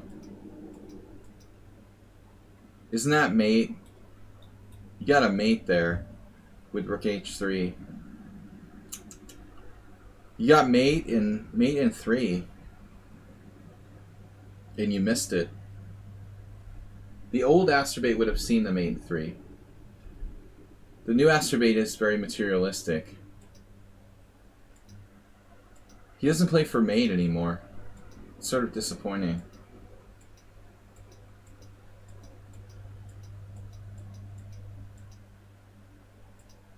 You missed mate in 1. Never would have missed that in the old days. Queen d7, king e5, rook e1. Alright, man. An interesting battle, to be sure. Can I look at your game next? I have to go. We can arrange for that. Guys, it's really like I'm taking too much time on these games. Prospect Ari asked me to look at his next game. His game next. Do we have time for another submission? Just for you, move 11. Only for a VIP. We'll try to get to it. If you send me the game. Okay, so this is Prospect Ari. E3, you know, okay. D5, D4, knight f6. It's Kali's system. With the unusual, you know, first move E3. I think this is the first game we've analyzed from this player. Okay, knight f3 and then e6. I don't like e6. You know, black shouldn't play that. It's rather on the passive side. Of course, better to try c5. It's the #1 move for black, but I don't think it really should be. Slightly passive. Okay, what you want, you know. From my perspective, e6 is slightly passive. I would rather play g6 or c5 if I'm given my choice here. Anyway, e6, bishop d3, c5, and Mr. Coffee, move 11 with, what's that, 5 gift subs. Thank you, wow. Schieberspieler got a gift sub. Akhtar V, Ripun got resubscribed. Parmenides, who I haven't seen in ages, and Shkazo. Thank you, move 11, very generous. Man, if we keep getting these gift subs, we're gonna get a hype train started. Maybe on Sunday, get the hype train started. So it's a standard position. B3 or castles or C3. Yeah, Kali's system. This is not a good move. This is not a good move. It blocks the c-pawn. What else? It not only blocks the c-pawn, but I mean, you have a bishop problem. This is your problematic piece here. And it's either got to come out this diagonal or you got a fianchetto. So either you castle, you intend to play like c3, knight on bd2, and play for e4 in a normal Kali, or you play b3 with the idea of fianchettoing on the queen side. That's your bad piece. Coco, you're going to be waiting a bit longer. So c5, this is a very bad move. No future for this bishop on c1, plus you block your c-pawn from influencing the center. a6. Under the circumstances, the following is probably not a bad move. D takes c5. This is like Richard Rapport style opening now. It's a Richard Rapport. It's a Queen's Gambit accepted reversed. Rapport really, he'll be playing for like knight a2 somehow. Knight a2, the idea of knight a2 is to like undermine control of d5. It's something like only like could have come from the mind of Rudy Giuliani or something, you know. They have alien bases on the other side of the moon. You know, we're going to try to control d5 by maneuvering our knight to a2 and going for b4 here, something like that. I'm getting a little bit like carried away with jokes, but I mean, seriously, the far side of the moon, alien bases. But anyways, under the circumstances, d takes c5 is not a bad move. It's a Queen's Gambit accepted reversed. Bishop takes c5, castle, castle, and now e4. Situation is actually not that bad. Black is equal, but white is okay. Now d4. I think that black should probably keep the tension here. Not easy to do, eh? I didn't comment on the move a6. I don't think that a6 is optimal, but alright. It's a move. So, e4, d4, a little risky. This pawn, easily undermined.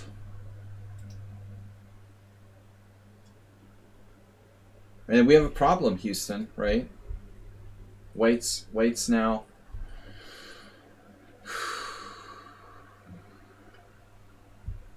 e5, and then crunch the pawn on d4, and bishop takes h7. We're one move away from a Greco sacrifice on h7. Man, it's game over, right? Jeez, this is tricky.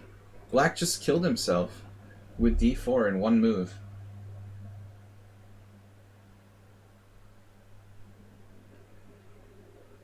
I mean, here's like the safe approach. Take, take, take, take, take. And grovel for a draw. I'd like to like put my king on e7. White is better here. White is slightly better here. So it looks very coffee house, but it's not totally stupid. I suspect a6 is just a bad move. Alright. Surprisingly playable for white. So I guess here, there's no way to stop e4. Well, I mean, theoretically, you could play like bishop e4 or something. Maybe not so dumb. That would be odd way to do it, but a way to like stop white from playing e4. I don't like d4 here, here. And now it looks like black's lost after e5. Oh, okay, he's not lost yet. He's not lost yet. He has a square for this knight. Yeah, we need to play knight g3 first. I mean, where does he go? Actually, here. Like, where does black put his knight? This is bad. This is really bad. So maybe e5 right away. Now you're threatening e5 game over. And that's what happened. And it's game over. There's no way to defend this diagonal. And the Greek gift sack. Surprisingly tricky. I mean, what looks like an idiot opening for white Black's just like blown off the board. Check, and now the only move is... There is no only move. The beauty is that this is controlled. Man, that's sweet. So now you have like king g6, queen h5 mate, because it's defended by the knight. So now the only move is king g8, and then you just h5 him, and now it's mate. Yeah. Objectively, like, shouldn't be a good opening system for white, but it's trickier than we thought. Nice. Rook e8, queen f7, king h8. Check, here. Queen h7, queen f8, here, and mate. Lights out. Good game. Alright. That was well played. I suspect the system is not that great, but black needs to be accurate. Alright, next game is Xerox Machine, then Goiju and Coco. This is an interesting battle. It's Xerox Machine against this Nemtsova, who I've never played or met. So she somehow like won the US women's or something? Am I thinking of the right person? I'm out of touch with American chess scene since about 10 years, but this is Xerox playing black against the Nemtsova. She's Slovakian originally. I don't know where this game is played. E4, E5, knight F3, knight F6, and this brings back a very bad memory.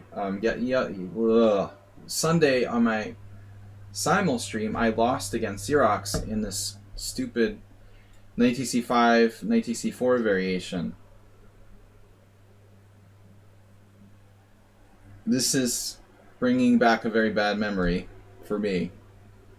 So, queen e2, queen e7, queen e4, d6, d4, d65. So the same position I lost. What I didn't know is, after knight c6, you know, I knew like bishop e5 was the main move for white here. But when we got to the position over the board, during the simul, even though knowing this was the move theoretically, I had never bothered to really like study it beyond that. So when I got to this position, I was like, okay, I know it's like bishop b5, bishop... Nemsko is a Chinese board. Oh. Then I'm confused, sorry. I thought it was Nemtsova. My bad. I misled everyone into believing that Xerox beat former US women's champion. This is not Nemtsova. Oh, this is the... Yeah, okay, this is the chess.com streamer girl. She's not as strong as... Yeah, I mean, she's not... Whatever. It's not Nemtsova. It's not a US champion. Okay. We'll leave it at that. She's a popular streamer that got the WGM title. But I guess not a bad player. STC1129 just put in the stream. STC1129 sub gifter. But I was completely confused. I thought it was Nemtsova. Alright, sorry. Anyway, we're not here for social stuff. We're here to analyze chess. I don't care whose game it is, whatever. I know this. When I got to this position on Sunday, same position, I was like, okay, what do I play now? You know, and that was my problem. I've never bothered to really study this, and so I was just like, whatever. But the more I looked at it, I was like, well, what am I going to do about, like, just losing the pawn back here after knight takes e5? Why is castles not a good move? That's even weirder. Why didn't I just, like, do this and then plan on castling? This is fine.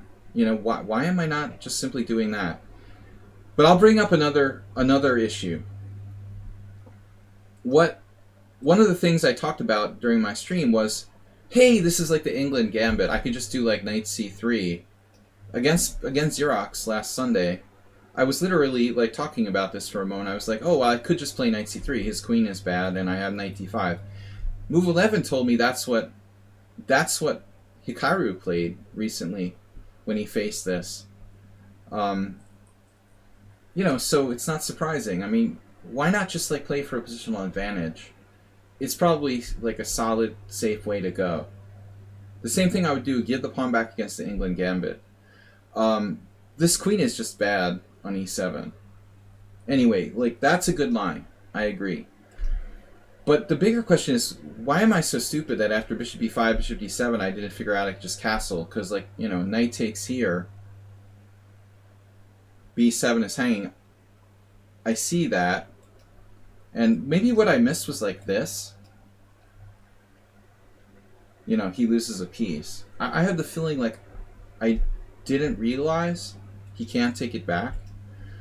Anyway, that's a variation. But, for some reason against him, so I decided to play this really, really kind of loose move. And I didn't know it was Xerox, and I thought I was playing some beginner. And when he played bishop g4, I was like, yeah, whatever, okay.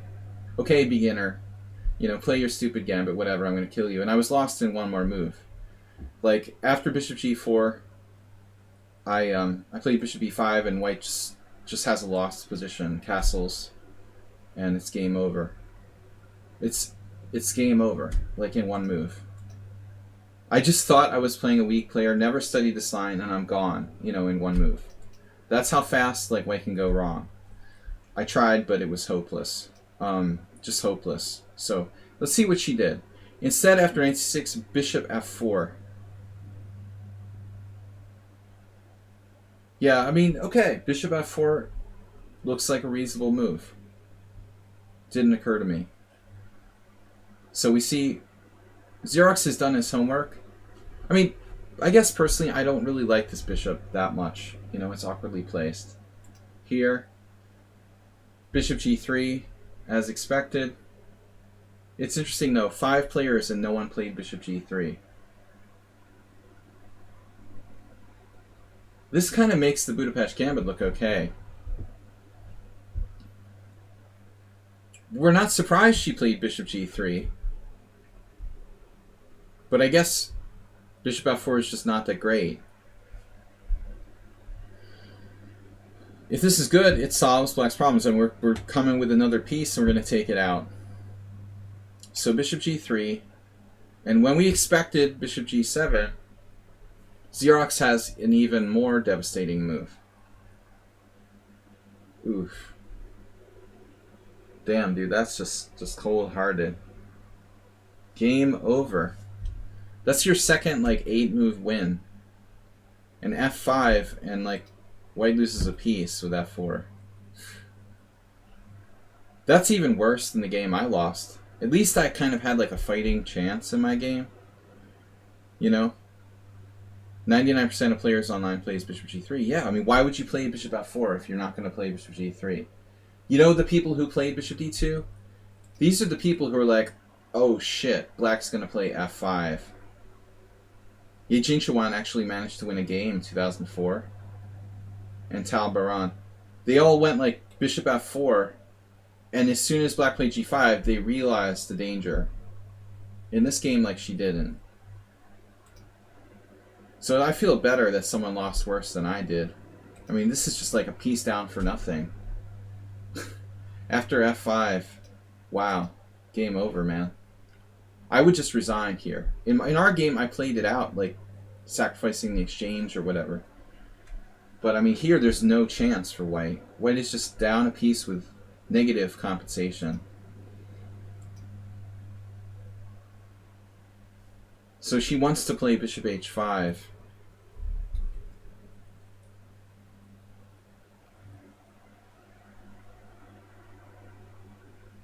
I expect you probably have other good moves. Probably like bishop f5. You can meet check with bishop g6 and you're just winning. That's a nice game. But he does this. Cold-hearted trade of queens.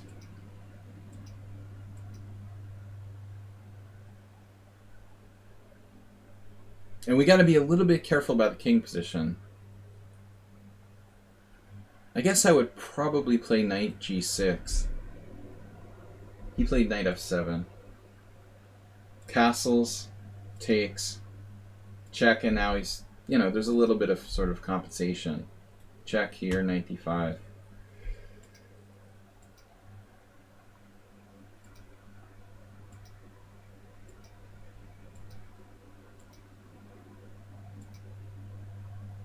I mean, Xerox is a good enough player that, yeah, sensible just to like trade everything down. I mean, here doesn't white have rook takes g5? Are you sure this is a good idea? Did you mess up? It looks like you both messed up. I don't think you should have exchanged on d5, maybe just like here, objectively. Xerox sort of panicked a little bit. Was this like a bullet game or something? Because this looks like a serious problem. She doesn't exchange rooks. But I mean, seriously, what's happening here? Rook takes g5. This isn't that easy. I think she should definitely go for the material and try to hold on. In the game, you know, objectively, maybe I've even better. It looks like probably something like rook e5. You could have defended more accurately. She still didn't take the freaking pawn.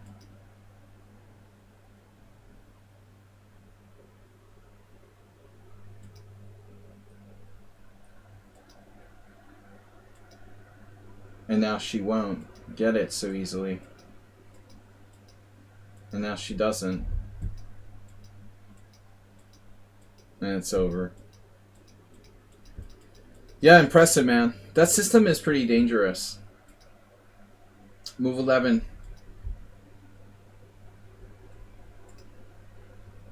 Move 11, thanks for the 5 gift subs. It was a blitz game. Wait, what did I do? Move 11, I can't. Something's wrong, I can't grab that game. Can you send it again? Oh no. I lost my window again.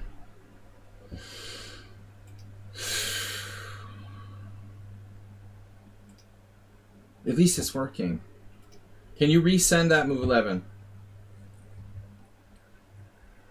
Funny that lichess is showing Sergei Shipov. Usually he's streaming in Russian, they don't show up. It happens whenever I send, not sure. I mean, you must have some setting turned on. You could just send me the PGN. Like, just the letters and numbers.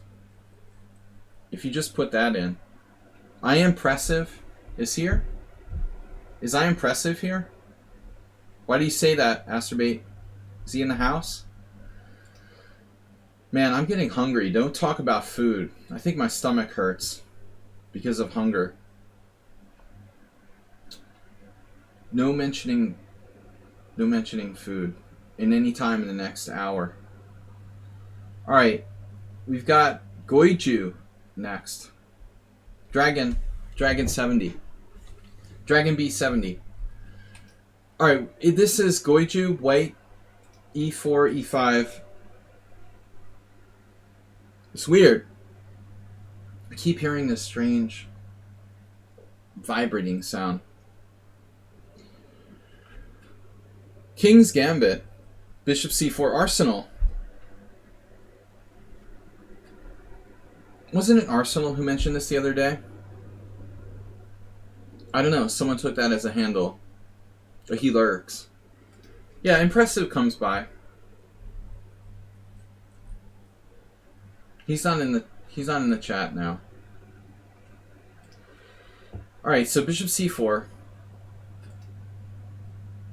The other good line is d5. Oh man. Don't talk about that, Xerox. I have no time for people who eat while they're playing chess or on their stream. It's just another reason why I don't like him. It's just disgusting. I don't want to watch someone else eating, you know? It's disgusting. You don't do it at the board and you don't do it when you stream.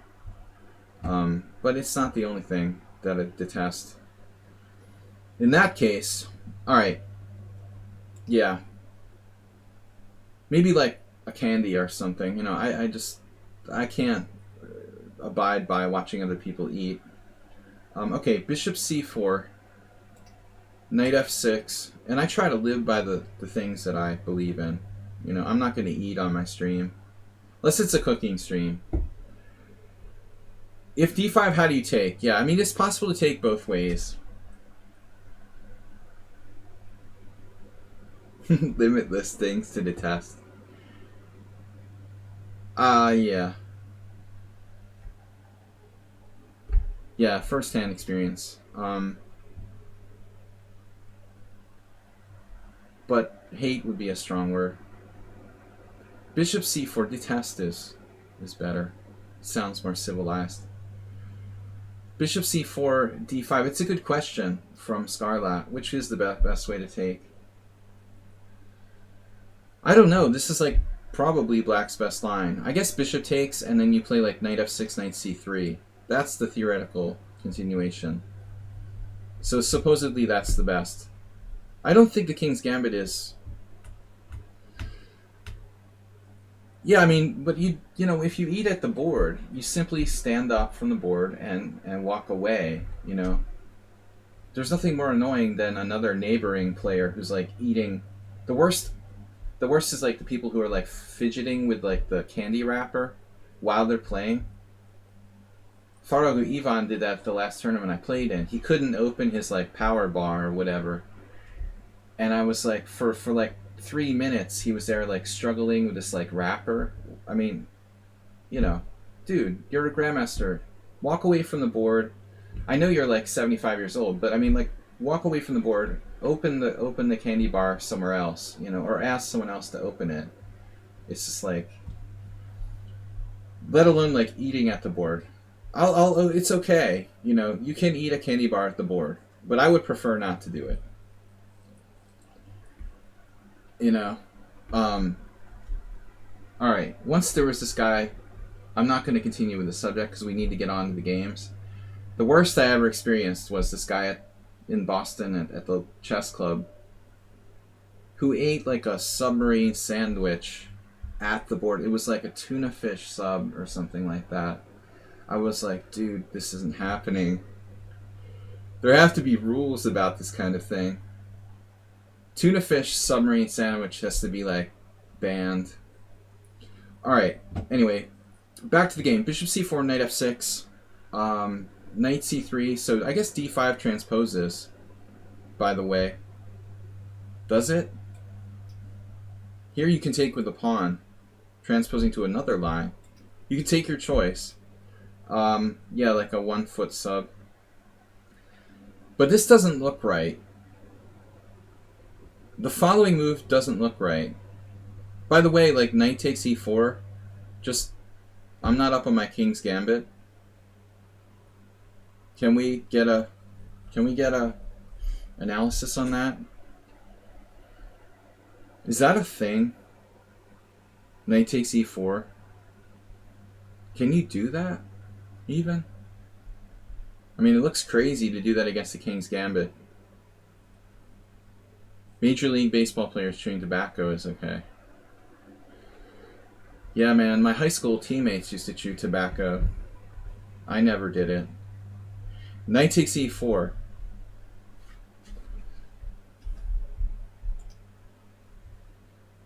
Knight takes e4. Does this work? Queen e2. I mean, black's gonna lose a piece, right?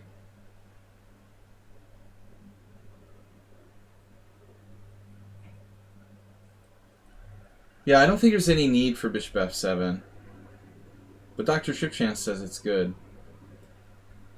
Bishop f7, king f7, queen h5. I think this is even stronger, isn't it? Are we just like winning a piece here? How is he not just losing a piece after queen e2? Is this a whole piece? Okay, there's f5, but then d3. You have a trick like d5. But then knight takes d5. So there's nothing. This should be good. I just wanted to make sure. Alright, anyway, I know that it's probably not a move. Anyways, this doesn't look right. This doesn't look right. Black has to do something active involving like d5. So he's going to end up in a kind of bad King's Gambit declined if he's not careful. Okay, this is just probably d4 as well. So that's played. Now he has to switch gears and go here. It doesn't feel right. But this is a threat. Sort of. So knight takes e4. I mean, at this point, is knight takes e4 a thing? Maybe now your bishop takes f7.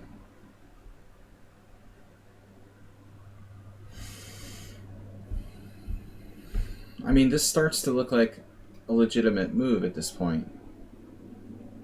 Does this make sense now? Check, king takes. You could always play king f8 and just let's roll. I mean, I don't know. But I want to see what the oracle says. Wow. It's real. Knight takes c4 is real. Which, I'm going to turn off the oracle and try to figure this out for ourselves. I'm thinking that maybe d4 is a mistake. Could it be that d4 is a mistake for white here? Surprising as that is. Or maybe it's the next move that's a mistake. Maybe bishop f4 is a mistake. Here, here. Are we supposed to play like e5 instead? Is it really just not that great? Is it really a completely okay variation? I mean, black's playing like bishop c5, blatantly losing a tempo. How can this be okay? You know? Because you can play knight f3 if you want to. That's probably okay. And now black castles, though. And you're still going to have to play d4.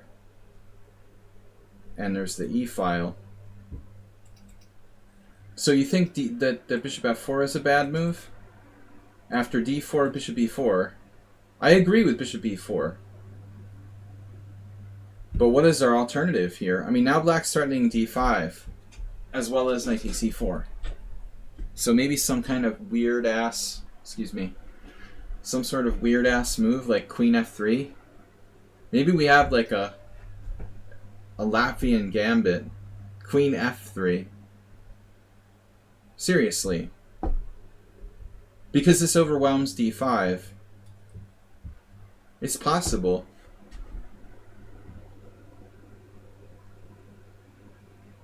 I like queen f3. The knight can come here.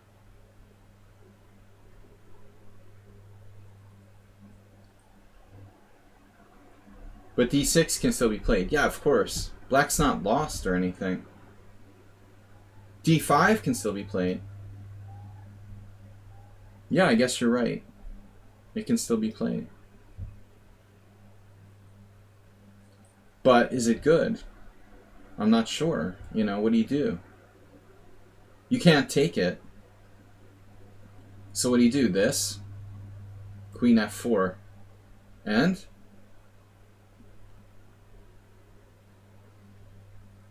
Yeah, and it's crazy. It's a crazy position. Computer says it's equal. Okay. Yeah, I mean, that looks reasonable to me.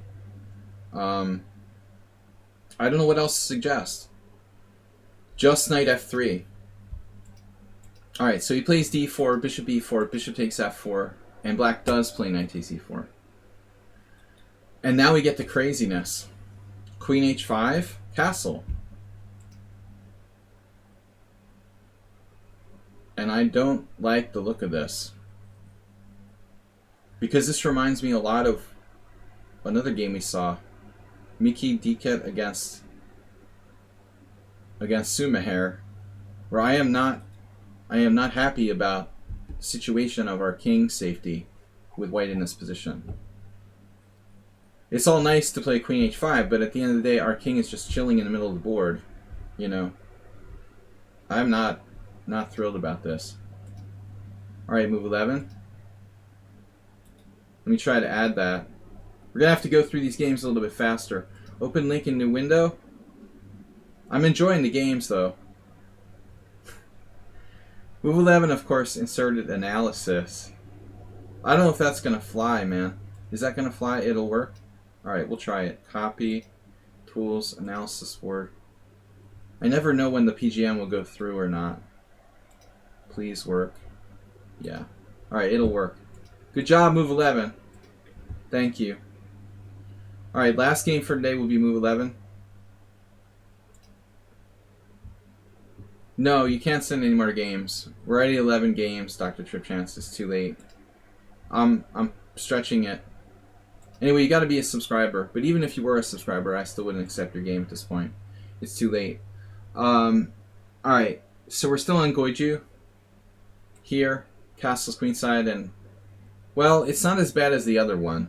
You know, at least white here has a solid lead in development. It's inspiring. Okay.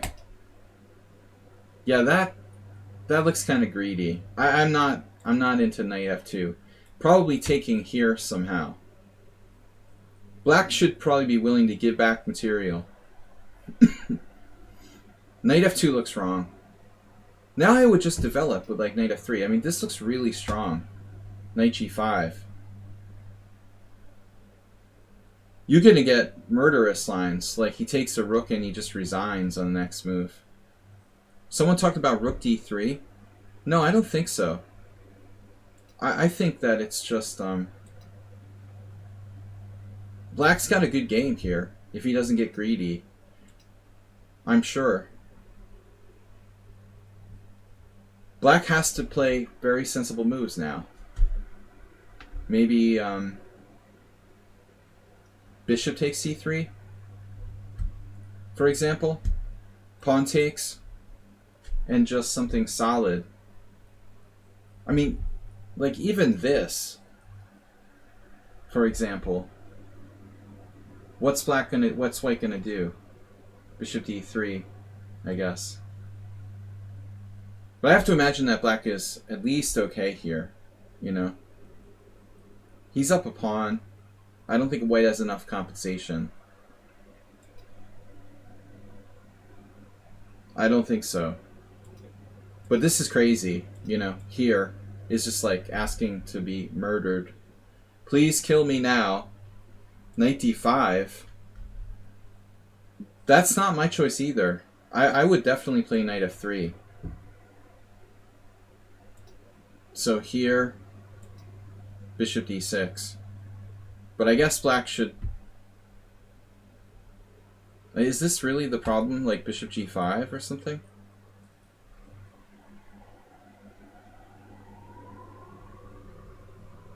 That happened in the game. But black has no time to defend his bishop on b4. I don't know. You know, he's got to do something else. Take this rook or something? Is he just lost anyway, like bishop g5? But how do we finish him off after queen e8, for example? There's no mate, is there?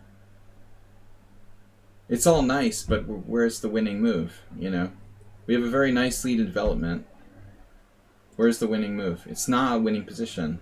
Or at least not easy. It works! Knight f6 check works. Holy crap. Takes bishop d3. Whoa. Look at that line. That's sweet. Oof. Scarlet, yeah. I wanted it to work, but I thought I had to take with the bishop on f6. This loses. But bishop d3 is like the secret move. That's really nice. So knight does work. It looks like white's winning. But knight f2 was a really big blunder. And this doesn't help. And now we can do what he did. Actually, this is covering d3 now.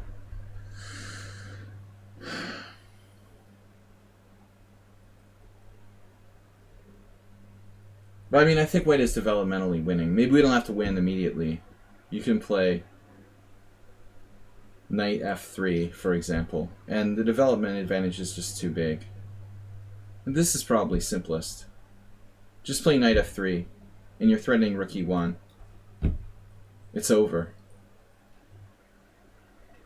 I think just this. There's a suggestion of bishop f6, which is interesting. That's an interesting move. With a very brutal threat. You know, like here. Queen g5. Yeah, knight f6 worked in that line. So instead it was like this, rook f1. I doubt that's best. And now he has the trick with knight f6.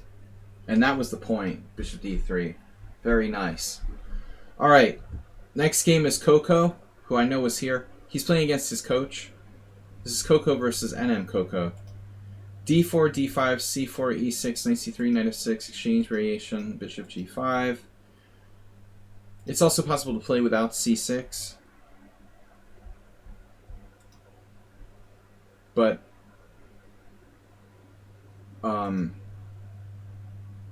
this is like very unusual move. Bishop d6.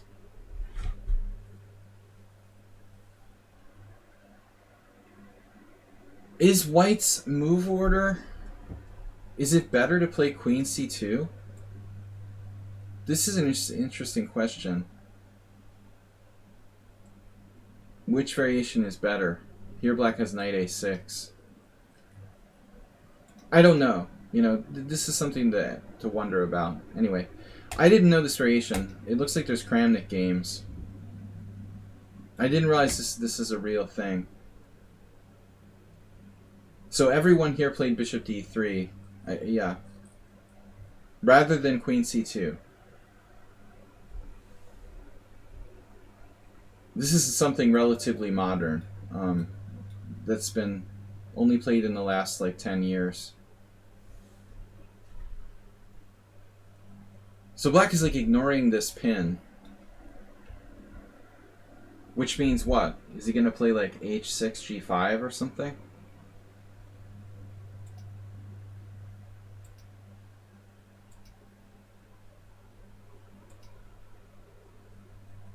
Nakamura Kramnik.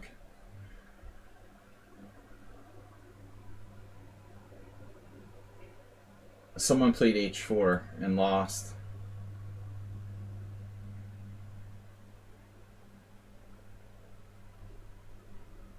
That's a standard idea. I mean, it's definitely playable.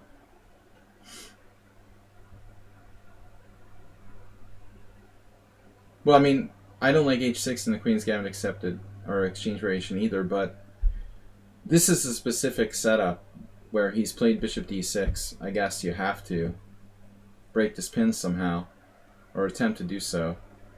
So yeah, I mean, white just exchanged on f6. This is clearly wrong. It's called a bishop. Is it a fishing pole? Yeah, it's just a different form of bait.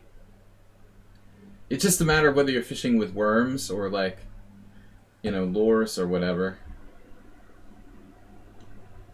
Horse meat versus, you know, worms. I don't know. You know, you got a different form of bait on g5. It's still a fishing pole. h6. I just said horse meat because knights, you know, knights, horses. What is bishop? It's just like human flesh as opposed to horse meat. But white, you know, really, yeah, you shouldn't exchange here on f6. I mean, how is this guy... See, this is the mystery question. How are you breaking the pin? That's the million-dollar question. Of course, h4 is possible, but that doesn't mean it's a good move. It doesn't leave you with a lot of retreat squares. I don't think that black can take the piece. I mean, this is not an option. You know, the standard. This is very, very standard. Like take, mate on h7, g6, queen h4. Hasta la vista. But the question isn't whether you can take on g5. The question is like what happens later. So he takes here. This isn't good. You gave up your bishop for not enough. Queen f6, knight f3. I mean, obviously there's knight e2. I think white still has a chance for a pawn storm here, where we would castle queenside and try to throw the pawns at black somehow. That's not as likely to happen with the knight on f3.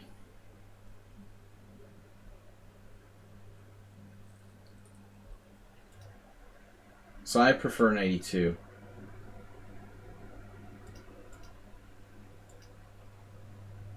And white just played... I'm not sure I like a5, but he's trying to talk you out of queenside castling.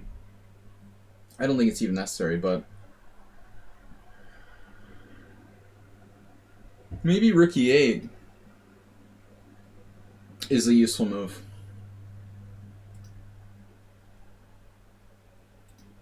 This is a new move, but okay. Castles kingside. Obviously you can castle queenside. This looks like... I really wish you had played knight e2. Castles, knight a6, a3. You must play a3 here to stop knight b4.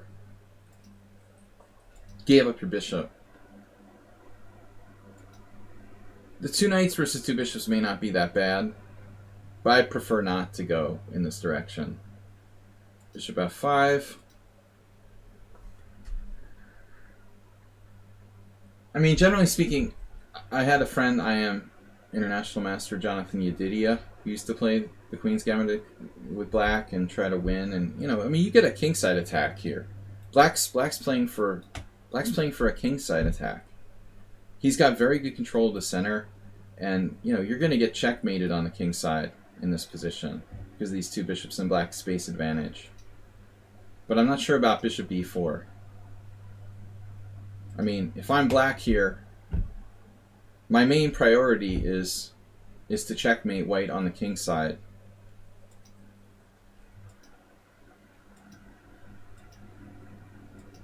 Seems like he let you off the hook. And this e5, you know, I don't like bishop e4. I don't know what he was doing with that, and I also don't like giving up that bishop. Now white is kind of okay. And now white is totally okay. Slightly worse, maybe. It's an exchange Queen's Gambit, so he just gave you his bishops back for no good reason.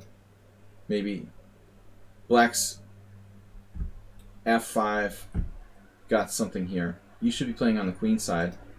fc1, queen b4, queen a3, and not really a good move.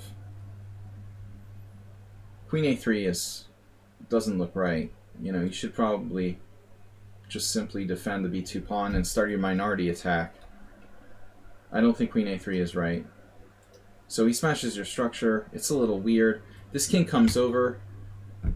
It's probably not that bad, though. It's like escaping and double a pawns. It's not that bad. Maybe still a draw. I mean, so the problem is the backward pawns. You know, objectively, I think white is still okay.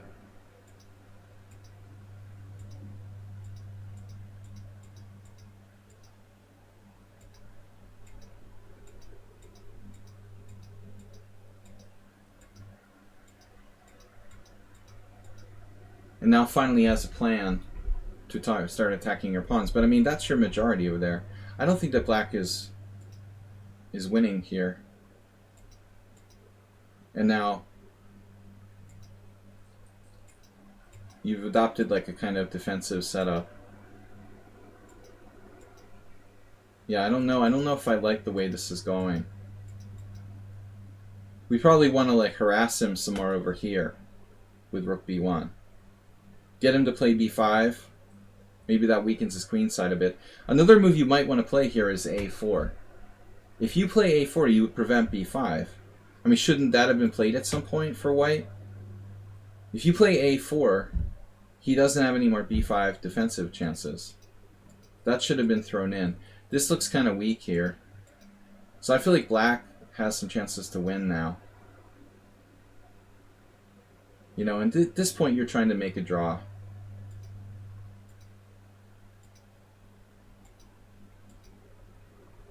Again, I have to play a4. Consider playing a4.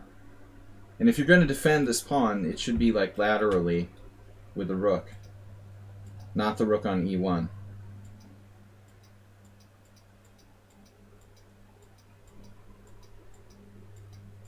But it's not enough, and it's a draw. Okay, that was kind of a weird game. You know, it seemed like better for black, then he let you off the hook, then he's better again, but he didn't have enough to win. Play like Kasparov. Alright guys, we've got about 40 minutes max. I've got 1, 2, 3, 4 games. Play like Kasparov against Todorov. As long as it's not Todorov. Black had a chance to play rook b6 once to get rid of one pair of the rooks. Yeah, I mean, there, he's probably slightly better. So, play like Kasparov with white against the Grunfeld. I probably played the Grunfeld against you, but I can't remember. Bishop g7. You were playing Grunfeld, play like Kasparov, or not? Is that my... Am I hallucinating that? You didn't play Grunfeld. It's always been King's Indian with black. Those exchange Queen's Gambits, I don't know. You don't play it, okay. I don't remember if I ever played it against you. I must have tried Grunfeld against you. I will play it like time to time. Once in a while in a simul. So you played bishop c4, c5, 92, cd4. So I never tried Grunfeld against you. That's odd. Yeah, I mean, so cd4 is an unusual move. I was explaining this to one of my beginner students. Tension favors the side, you know, with more space generally. But usually both sides maintain the tension in the opening. I mean, I'm not sure how this benefits black.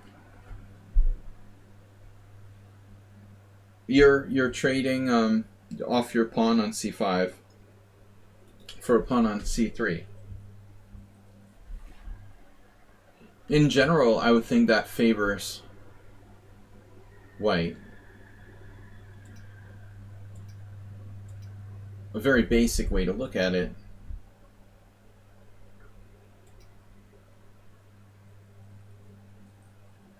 White has to play, I mean, black has to play queen a5 check. It's kind of like the Polugievsky variation. This is literally a move. But it's not necessary. So you're supposed to play, I mean, this is the only point of CD, right? He has to play queen a5 check. The endgame is nothing. I would assume this endgame is okay for black, you know. I'm not an expert. We'll ask Peter Spidler. According to the engine, white is slightly better. But that doesn't seem like optimal, you know. Yeah, I would play bishop d2. I've seen this like once. I don't know what you're supposed to do. And then here, Ivanchuk versus Mamedyarov.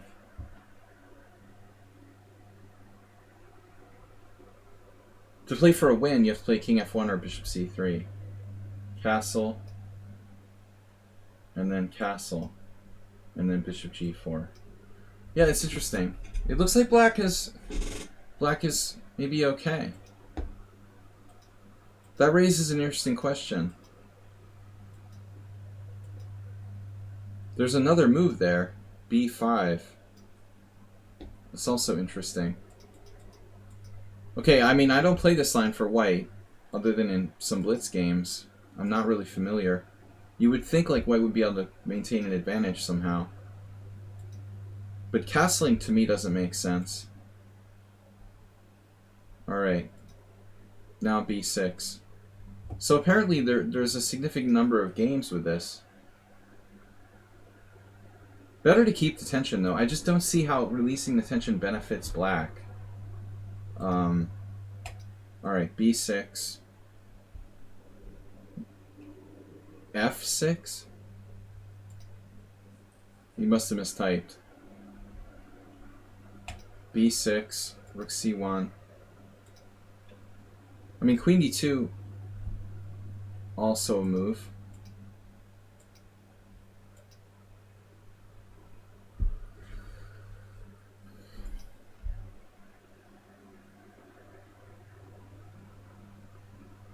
It's interesting. Queen d2 seems like a natural move, but you gotta watch for knight a5. This seems okay, though. I mean, this is what I would expect. It's interesting. Black score seems okay with this line. Better than I thought. Just simply exchange pawns and castle.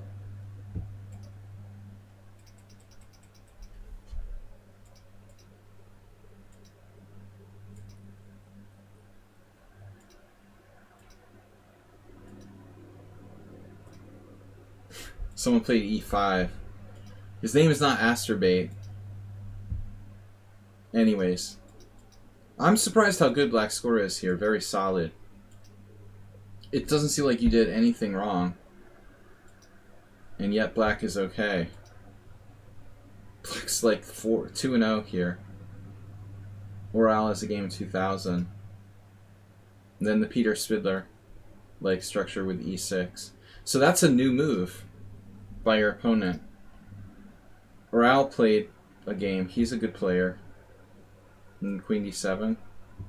Oh shit, this transposes to a bunch of games. So now we got transpositions going on to correspondence games and others. Knight c6 doesn't really make sense. So e6, new move. What does the oracle say? e6 is up there. It's in the top 3 momentarily, but queen d7 is also good. Let's see what happens. You exchange rooks, releasing the tension.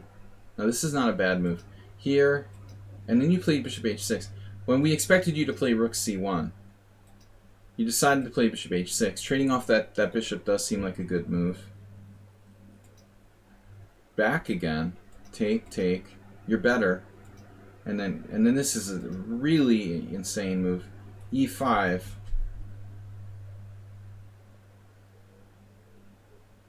There's no way I'm playing e5. I think you're too, I don't know. I mean, it feels like you're going too crazy. Just play solid chess here. I don't know. I don't believe in h4, and I don't really like e5. I feel like you have to play some rational move. Wow, the engine suggests h4. That's probably where you saw it. I wouldn't do that either. I would have played, rook c1 or something. And black's only a tiny bit worse. This looks very committal. It might be okay. h6, rook c1, rook c8, h4, and now a6. That weakens his queenside a little bit. I'm not sure if he should do that. Now h5. I don't know, man. This is a tense position. Why doesn't black play g5?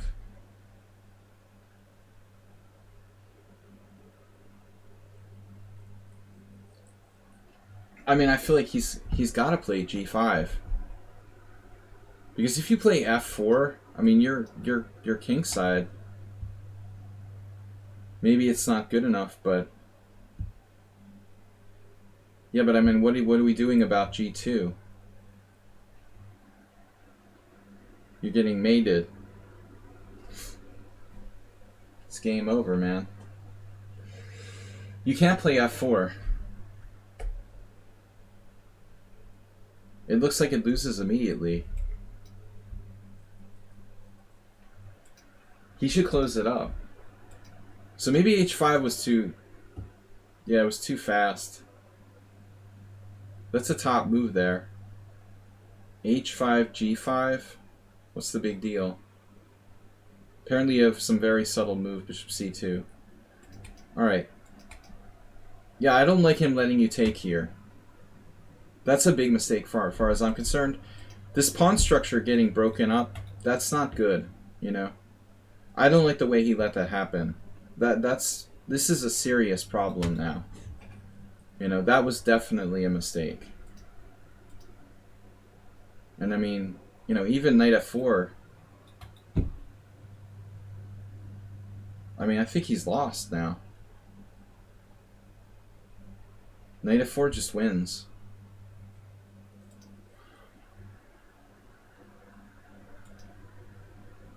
You missed your golden opportunity. Knight f4 looked killing.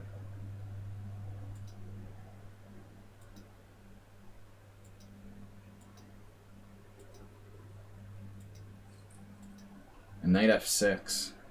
And the monster pawn coming to d5 next. Right. He can take on e5 though.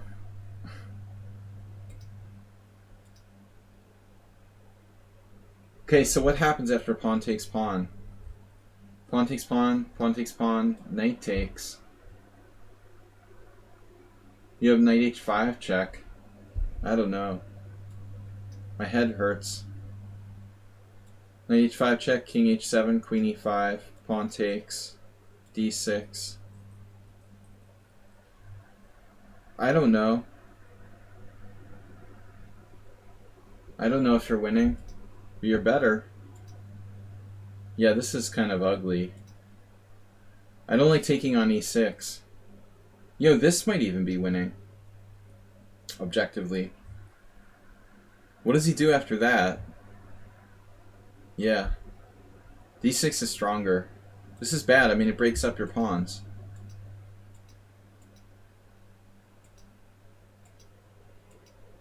Yeah, and now he's okay. It looks like you're actually worse. You're clear pawn down. A draw is a great result if you can get it at this point. Prem always plays well in time pressure. He scooped a bunch of pawns with check. Then it just disintegrated. And you're just winning. Yeah, it just became a crazy blitz game. And now it's a draw because of the H-pawn. Alright, man. That was entertaining and interesting opening. Antony's up. Alright, this is Antony. I've got 3 games left. Antony. Sorry, just 2. Antony and a movie.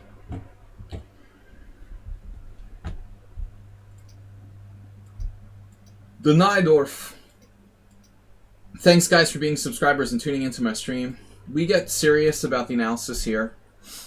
And I do only do the games of subscribers. But tomorrow you can be back and play some Blitz if you'd like to. Join us in the morning, Friday morning, 11 a.m. Open Blitz challenges. Alright, so knight c3, a6, f3. And, you know, this is very much a case of whether you prefer to play with e5 or e6. Which structure you like better. e5 has got to be safer for black. You get a more solid share of the center for black. I think that's sane way to play the Najdorf. Although I don't play the Najdorf. This is a much more rational way to play. The variations with e6 are extremely sharp. I have played these positions from the Scheveningen, and it's extremely, extremely difficult for both sides and very, very sharp. I think the safer bet is e5. You've got now, of course, you know, no knight f3 or anything like that. So knight b3.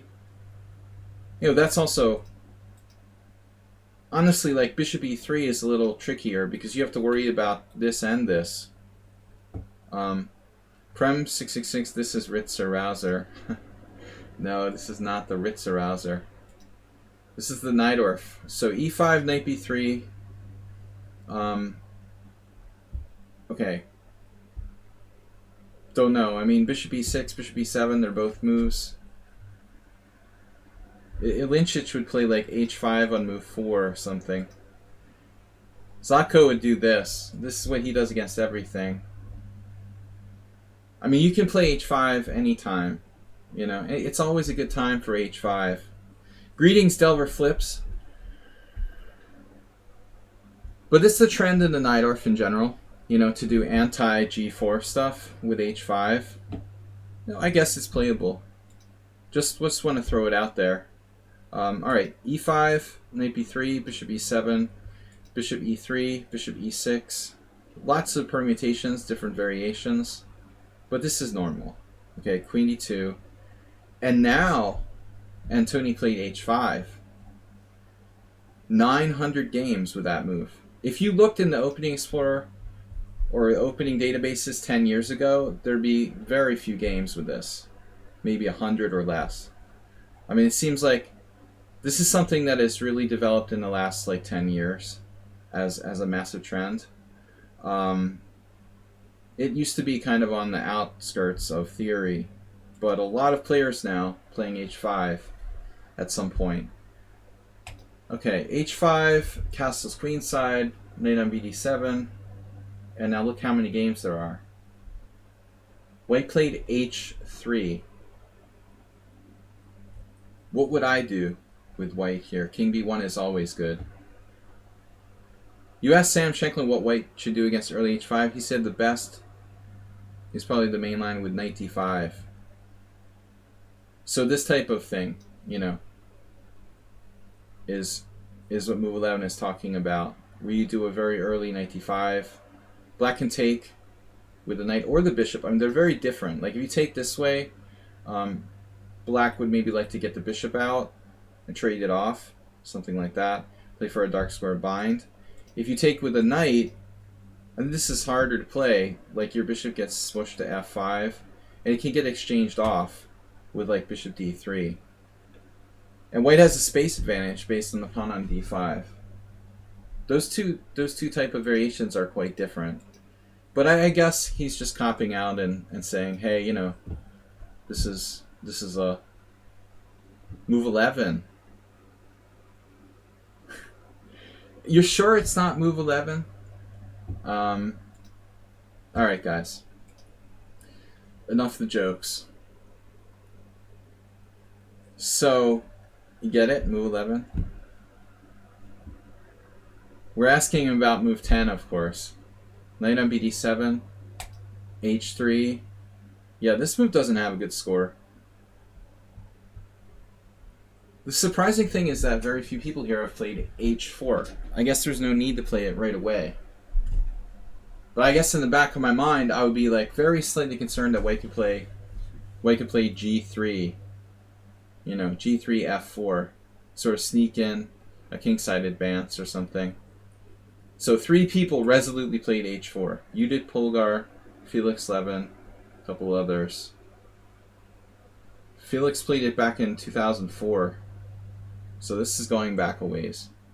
So after h3, that's like a playable move.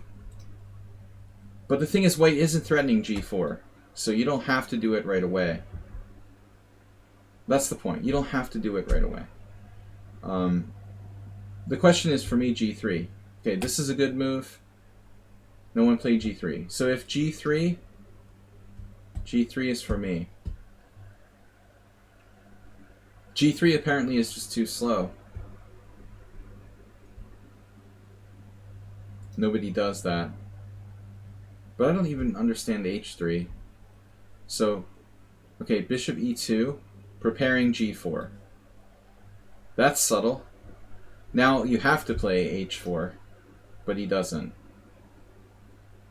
So much for that theory, that you have to play h4.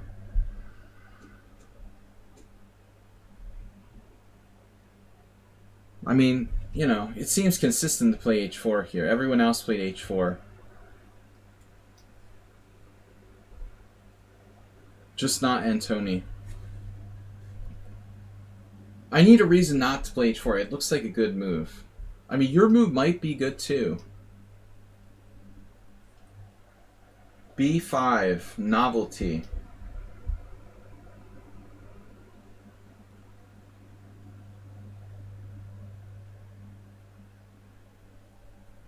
Now, the point is, white gets in g4. This is not the problem. He gets in g4, dude. And if b4 knight d5, and you feel a little bit cramp. I don't like this, and I don't like this, for sure.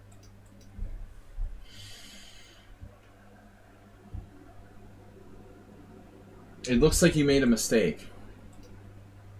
He can play g4. He does. Yeah. So you should just stop him first. This is strong.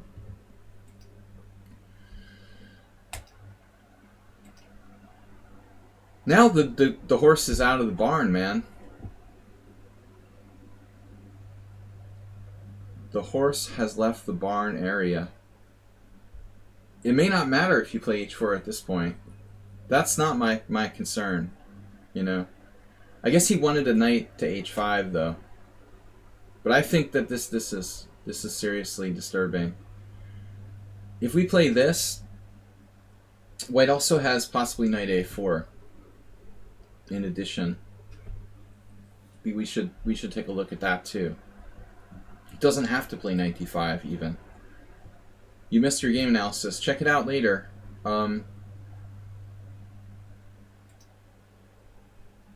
I try to do what I can.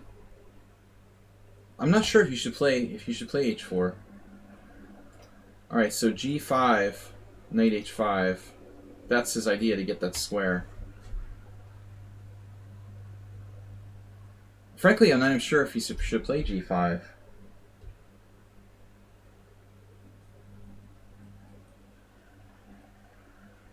There are other moves too. Obviously knight d5.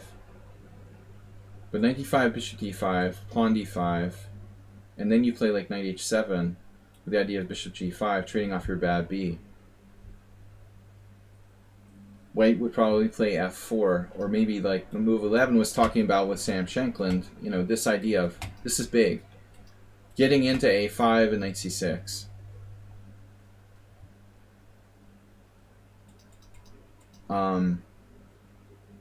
So I'm not certain that this is the best move. And then f4. This seems kind of strange for me.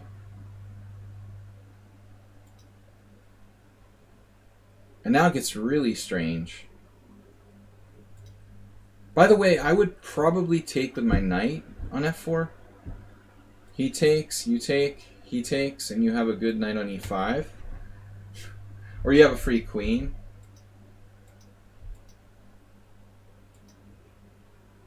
No, you can't. Yeah, I mean, why not just take with the knight? Knight takes, bishop takes, pawn takes. He can't take this. So let's say king b1. And then you're... I mean, you gotta be okay here. Possibly you could just take this and give him the d6 pawn. I don't know. This looks pretty good, man. I mean, I think black is almost winning. Let's see. -3. That could be construed as winning. So here, and now white goes bishop d4. I mean, he's played this badly. Your knight is on the side of the board. So knight e5. I mean, he should play like bishop takes h5. What the heck? You know, I mean, get rid of that. Maybe rook hg1, knight g3. Yeah, this is horrible. King b1 now. Wow. You're just like eating his pawns. Queen takes f4. Now there's the tactic with rook takes c3. But white has bishop takes e5. This is kind of confusing. Because of this. There is a problem here. So what's happening? Rook takes c3 is winning. That's the best move. Instead you played this, queen f2, and then, just for Ben Feingold,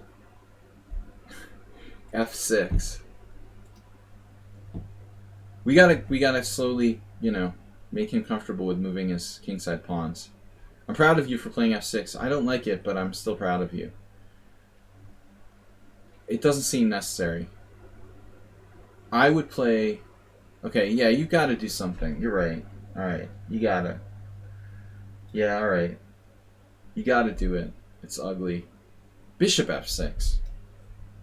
Maybe even bishop f6, actually.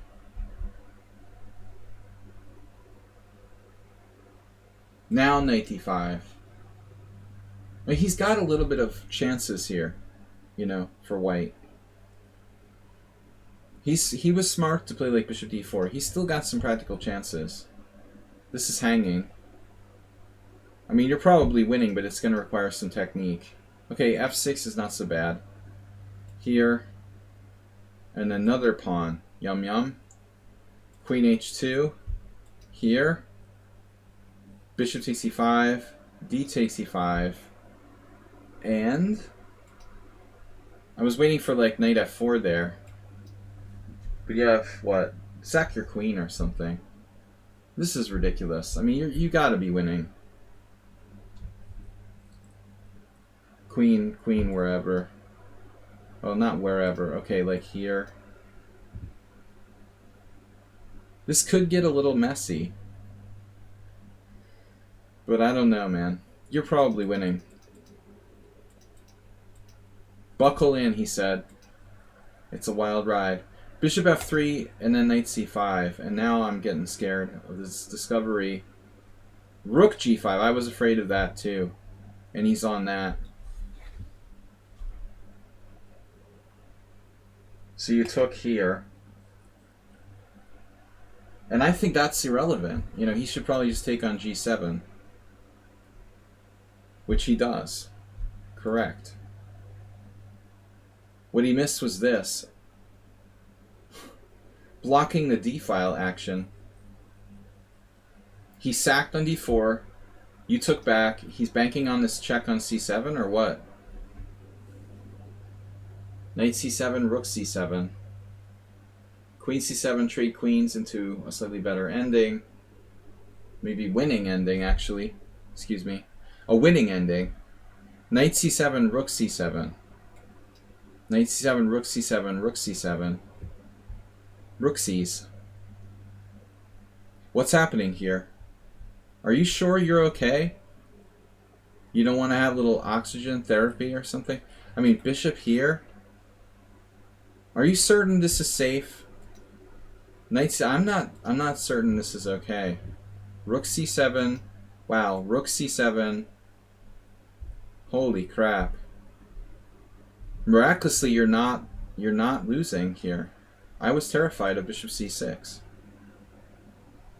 Well, what are you supposed to play?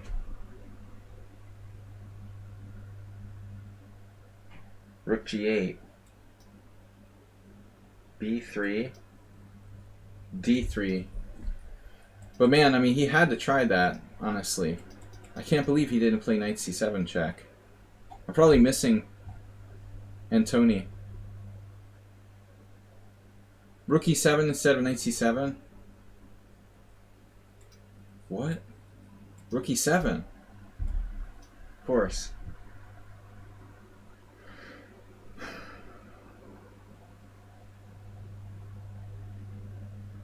Well, you gotta sack the queen. I mean, it's okay.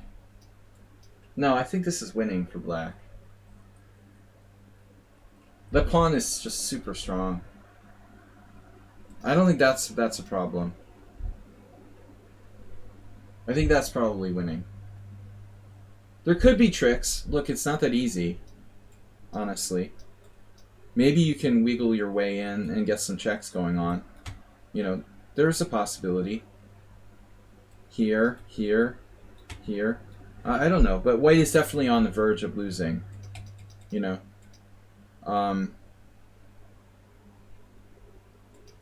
But he played knight f4.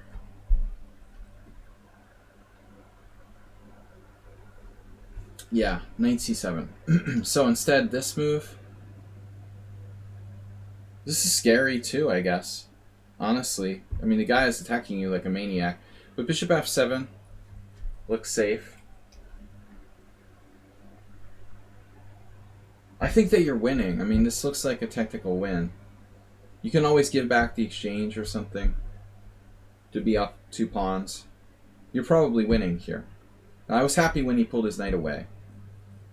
Bishop f5 attacks instead of defending. And that might be good enough. Sometimes attacking can be good too. Yeah. I guess he should blockade or something, knight d3. Or defend in some form. Some form of defense. Instead he played knight g6. Self-immolation. So obviously, like, rook c2. You played bishop takes. And then snap. And it's easy. Chess is easy.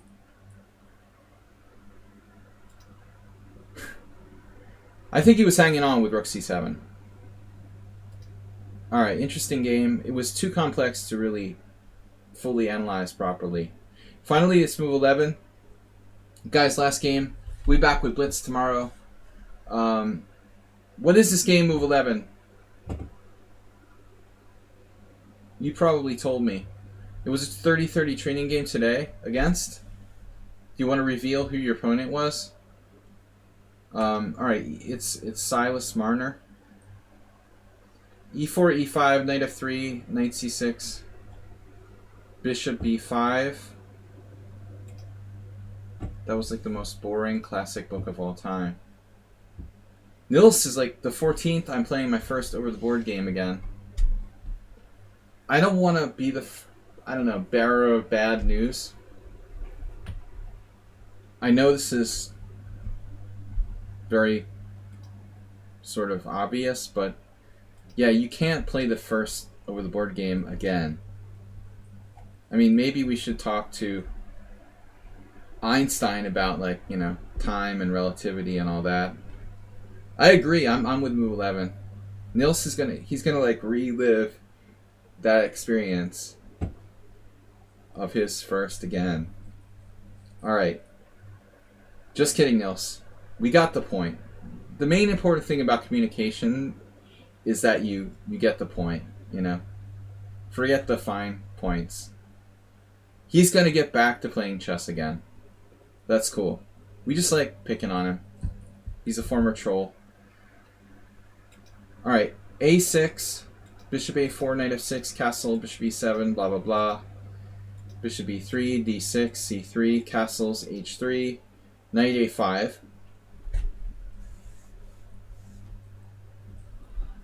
No, I think Coco's master opponent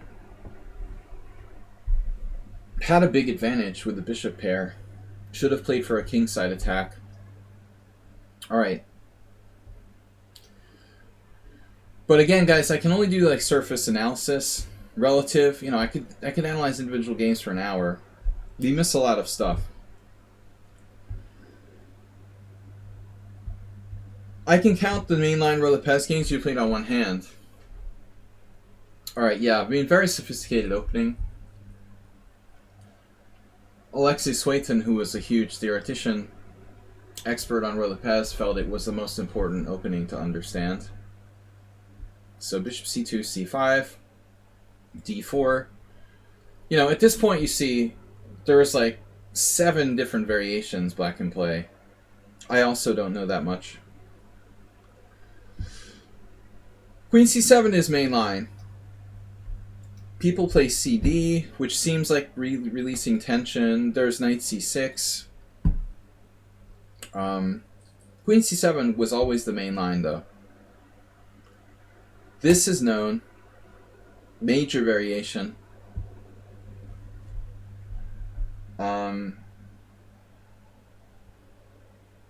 So I guess the normal way to play here is knight on bd2. Some people like to close the center, but I'm not a huge fan of that. If you play d5, it really releases the tension, and I don't know, man. I just don't personally like this that much. So move 11 played a4. Sokolov recommended a4 because black can't respond with bishop d7. Too subtle for me. I mean, this is a classic Lopez where maybe that pawn can be a source of play for white, you know? But you're obviously going to hope to open the A file, gain space. Ideally, what you want to do is like make black have a knight on b7 for the rest of his natural life. Bishop b7, and now d5. This is a little more appealing than it was before, because you're taking away knight c6 and you're shutting down the bishop on b7. Better to play d5 while the bishop's on b7 than while it's on c8, because it will have to go back to recycle back to c8. I would imagine there's probably ways to play without pushing the pawn, but I guess that might be better without a4. I don't know. Let's see. So you play d5, knight b6, and we're following some GM games here, but not a lot of them. Why is knight c4 bad? Do you get pinned to this pawn or something?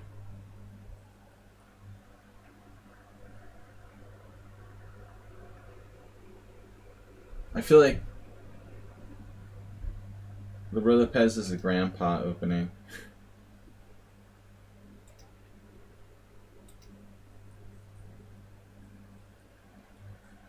Oh, you're just driving him back? Here, here, here, a5. This has actually happened. Navarra versus Miton. It does look extremely passive for black. But on the other hand, it's like totally closed.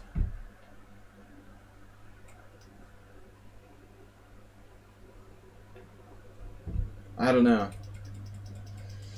I'm just wondering if that would be playable. So anyway, knight b6 seems better. Putting pressure on this pawn.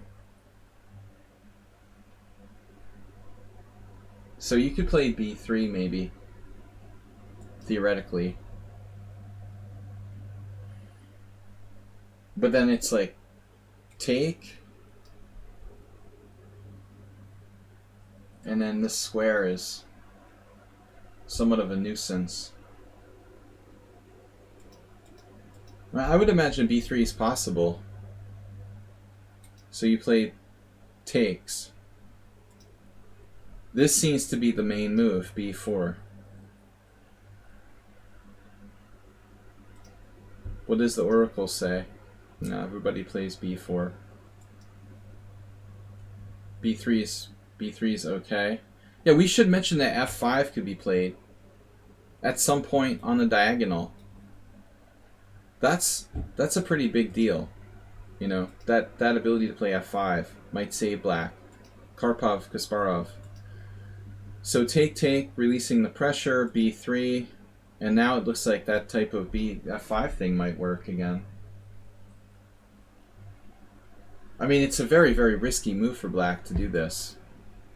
But it's theoretically, theoretically possible, right? It's a big old Dutch grandmaster. Is he big? For some reason, I didn't think he was big. He looks small. A takes b5. It sounds like he sounds small. I always imagined he was small. Yeah. But normally Dutch people are big, you know. A takes b5, A takes b5, b3, queen d7, knight on bd2, g6, and he does play for f5 now. Black is an international master, I think. I wouldn't be too happy with my knight on a5 having no squares, though. Keep it to yourself. Trolling again. Talking about people's wives. Where does it end, the madness? Queen e2. You said I want to solidify d5 with queen c2 and c4. My only issue is that then it's like the whole queen side is sealed off. If we want to win, it's going to be very difficult. Man. So he's really going for it. Very sharp move, f5. Undermining your d5 pawn. This does look disturbing. Are we going to be able to maintain that? So basically your d5 is going to fall. And you just take on f5, which definitely seemed counterintuitive. What are you going to do? Sacrifice a piece here? Or you're just going to play c4? I get it. Why don't you just play c4? I don't understand. What am I missing?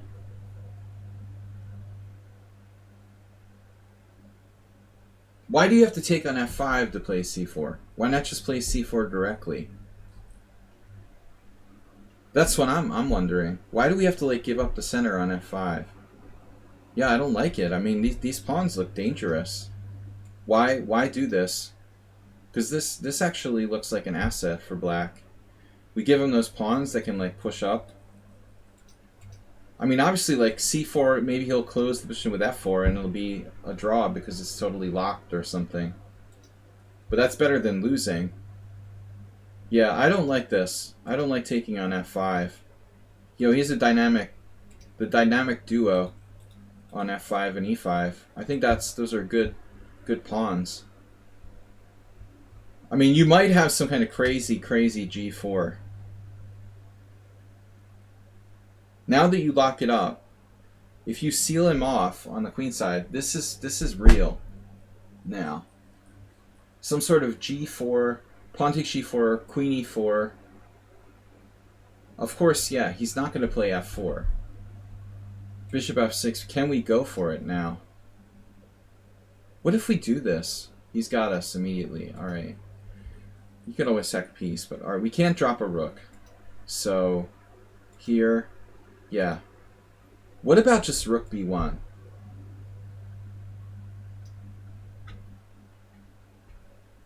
There's a knight coming to a4 in some variations, which I don't like a lot. But you have tempting, tantalizing tactical moves that don't work. Yeah, this is annoying, man. Knight c3, maybe here.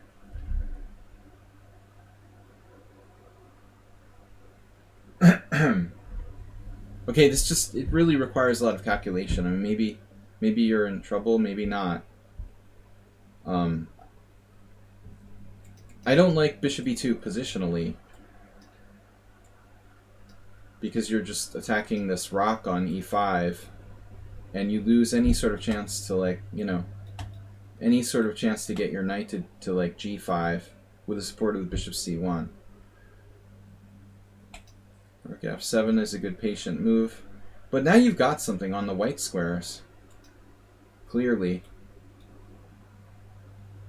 You've got something with g4, and his light squares are about to implode. I mean, that's the end of the world. I mean, if this bishop is shut down, this isn't helping, and f5 is weak, maybe black's in trouble. I mean, all of a sudden, yeah, I mean, g4 looks really scary. So right away, first thought is this.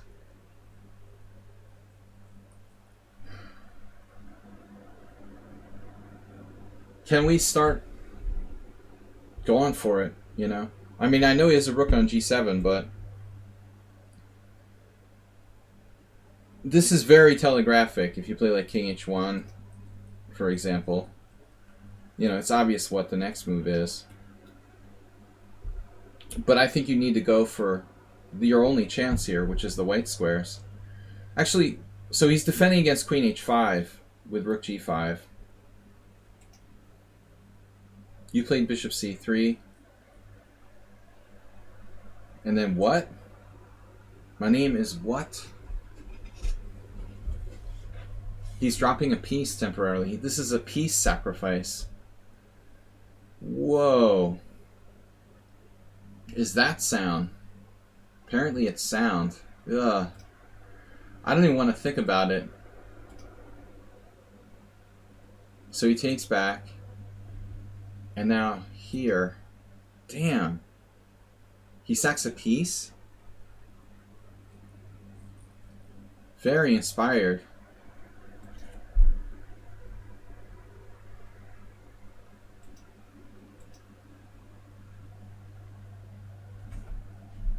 Threatening rook takes g2 check. Dude. See, I told you you should have played g4. Can we go back to bishop c3? Can we go for this? Is it really bad because of h5?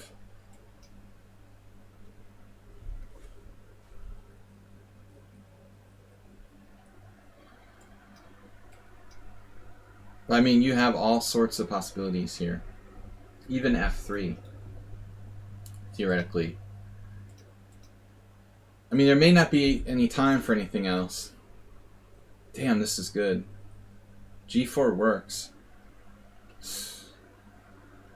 I think if you played the white side of the King's Indian, you know.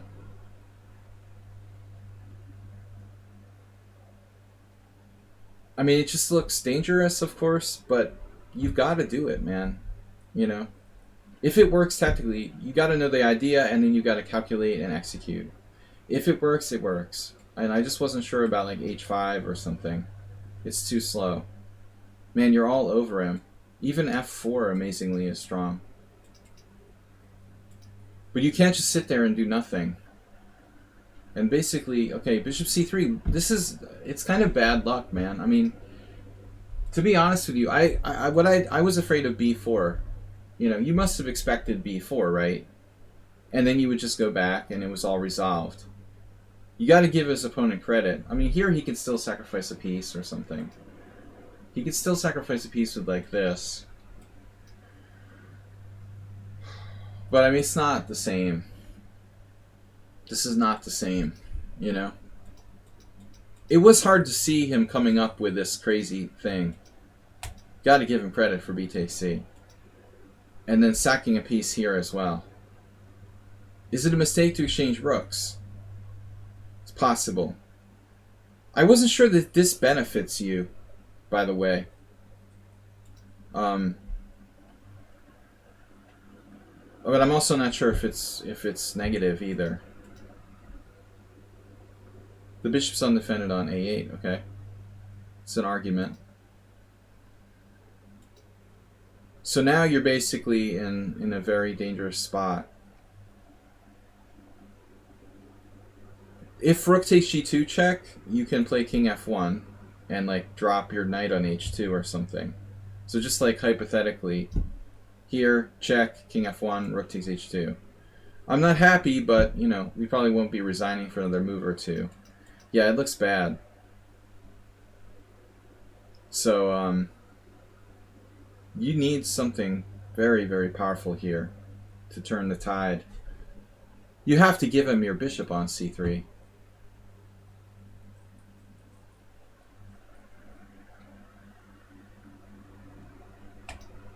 Which you do. So if knight e3, like what's happening? Knight e3, pawn e3, rook g2, bishop g2, king g2, and you have what? The mother of all pawn centers lurching down the board. I have no idea what's going on here. I guess you might be alright. It would scare the crap out of me. Yeah, that's funny. Black's winning, apparently. Wow. I admit it wasn't that easy to see. So knight e3 doesn't work. But your opponent, who's a good player, missed it. Wow. So you've got to make another defense here. This move. I mean, obviously, like rook takes g2 check could happen. You got a lot of stuff to calculate, you know. Not an easy position. You got to give black credit though, but he misses that simple knight e3. There's a check. There's a capture. There's queen f1. Is queen f1? Lights out, right? That looks really bad. So you have to check.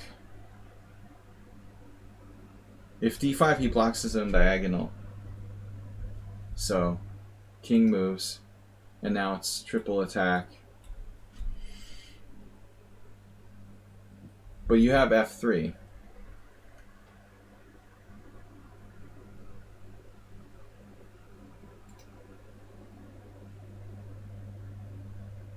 Game on, right? You're still alive. I don't think sacking your queen works, does it? This must just be rubbish.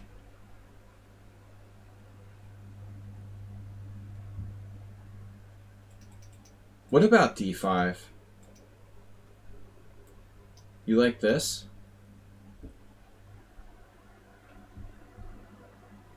Man, yeah. I keep wanting to like make queen sack work. But move 11's point about the bishop hanging. There's this. This may be, you know, important that we can attack two bishops simultaneously. He walked into queen f4 the next move, seriously? This works? Well, I didn't miss it, but I wasn't sure how it works. Queen f4, pawn f4. Oh, after the next move. Okay. So king h8, f3, here. Whoa. That's pretty hard. I don't know how both of you missed that. I mean, I wanted to play it on the previous move, but here it's like ridiculous. That's about as bad as it can get, you know. I don't think he's surviving there. It's really funny. He played such a great game, and it's unclear now. I mean, like, yeah, I guess this is falling. He's got a problem. But it still seems like black should be alright. Not so easy, though. Yeah, computer is like what he said. Yeah, he shouldn't have missed 93, though. So rook g8, you missed that. Your move is okay, too, though. I mean, you're objectively winning now.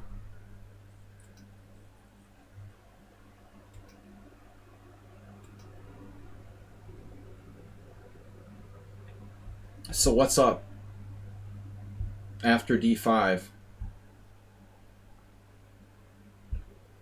I don't understand. You thought you were lost to let your clock run out because you're losing a piece to d4?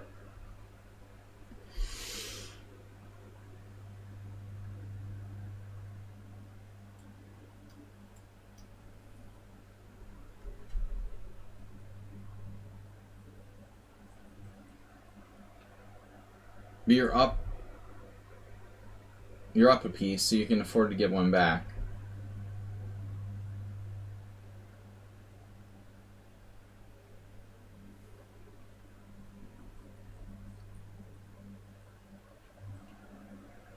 It's hard to concentrate. I'm tired. What's up here? Wow. The engine calls it totally equal when you resigned. Here, it's literally 0.0. Or when you lost on time, I mean, ironically. It's 0.0. I mean, your h3 pawn's hanging. I would be a little scared, too. It looks like black may be better, but computer says it's equal. Alright. Yeah, that was a fun game, man.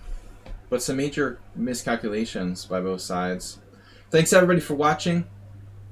It's been a long stream. I'm going to get some rest. We'll see you all tomorrow morning, hopefully. Thanks for tuning in. Thanks for the support. Good games. We will see Mr. Coffee and the rest of you. Thanks, Mr. Coffee, for moderating. We'll see the rest of you at 11 a.m. for Blitz tomorrow. Bye-bye. Bye-bye.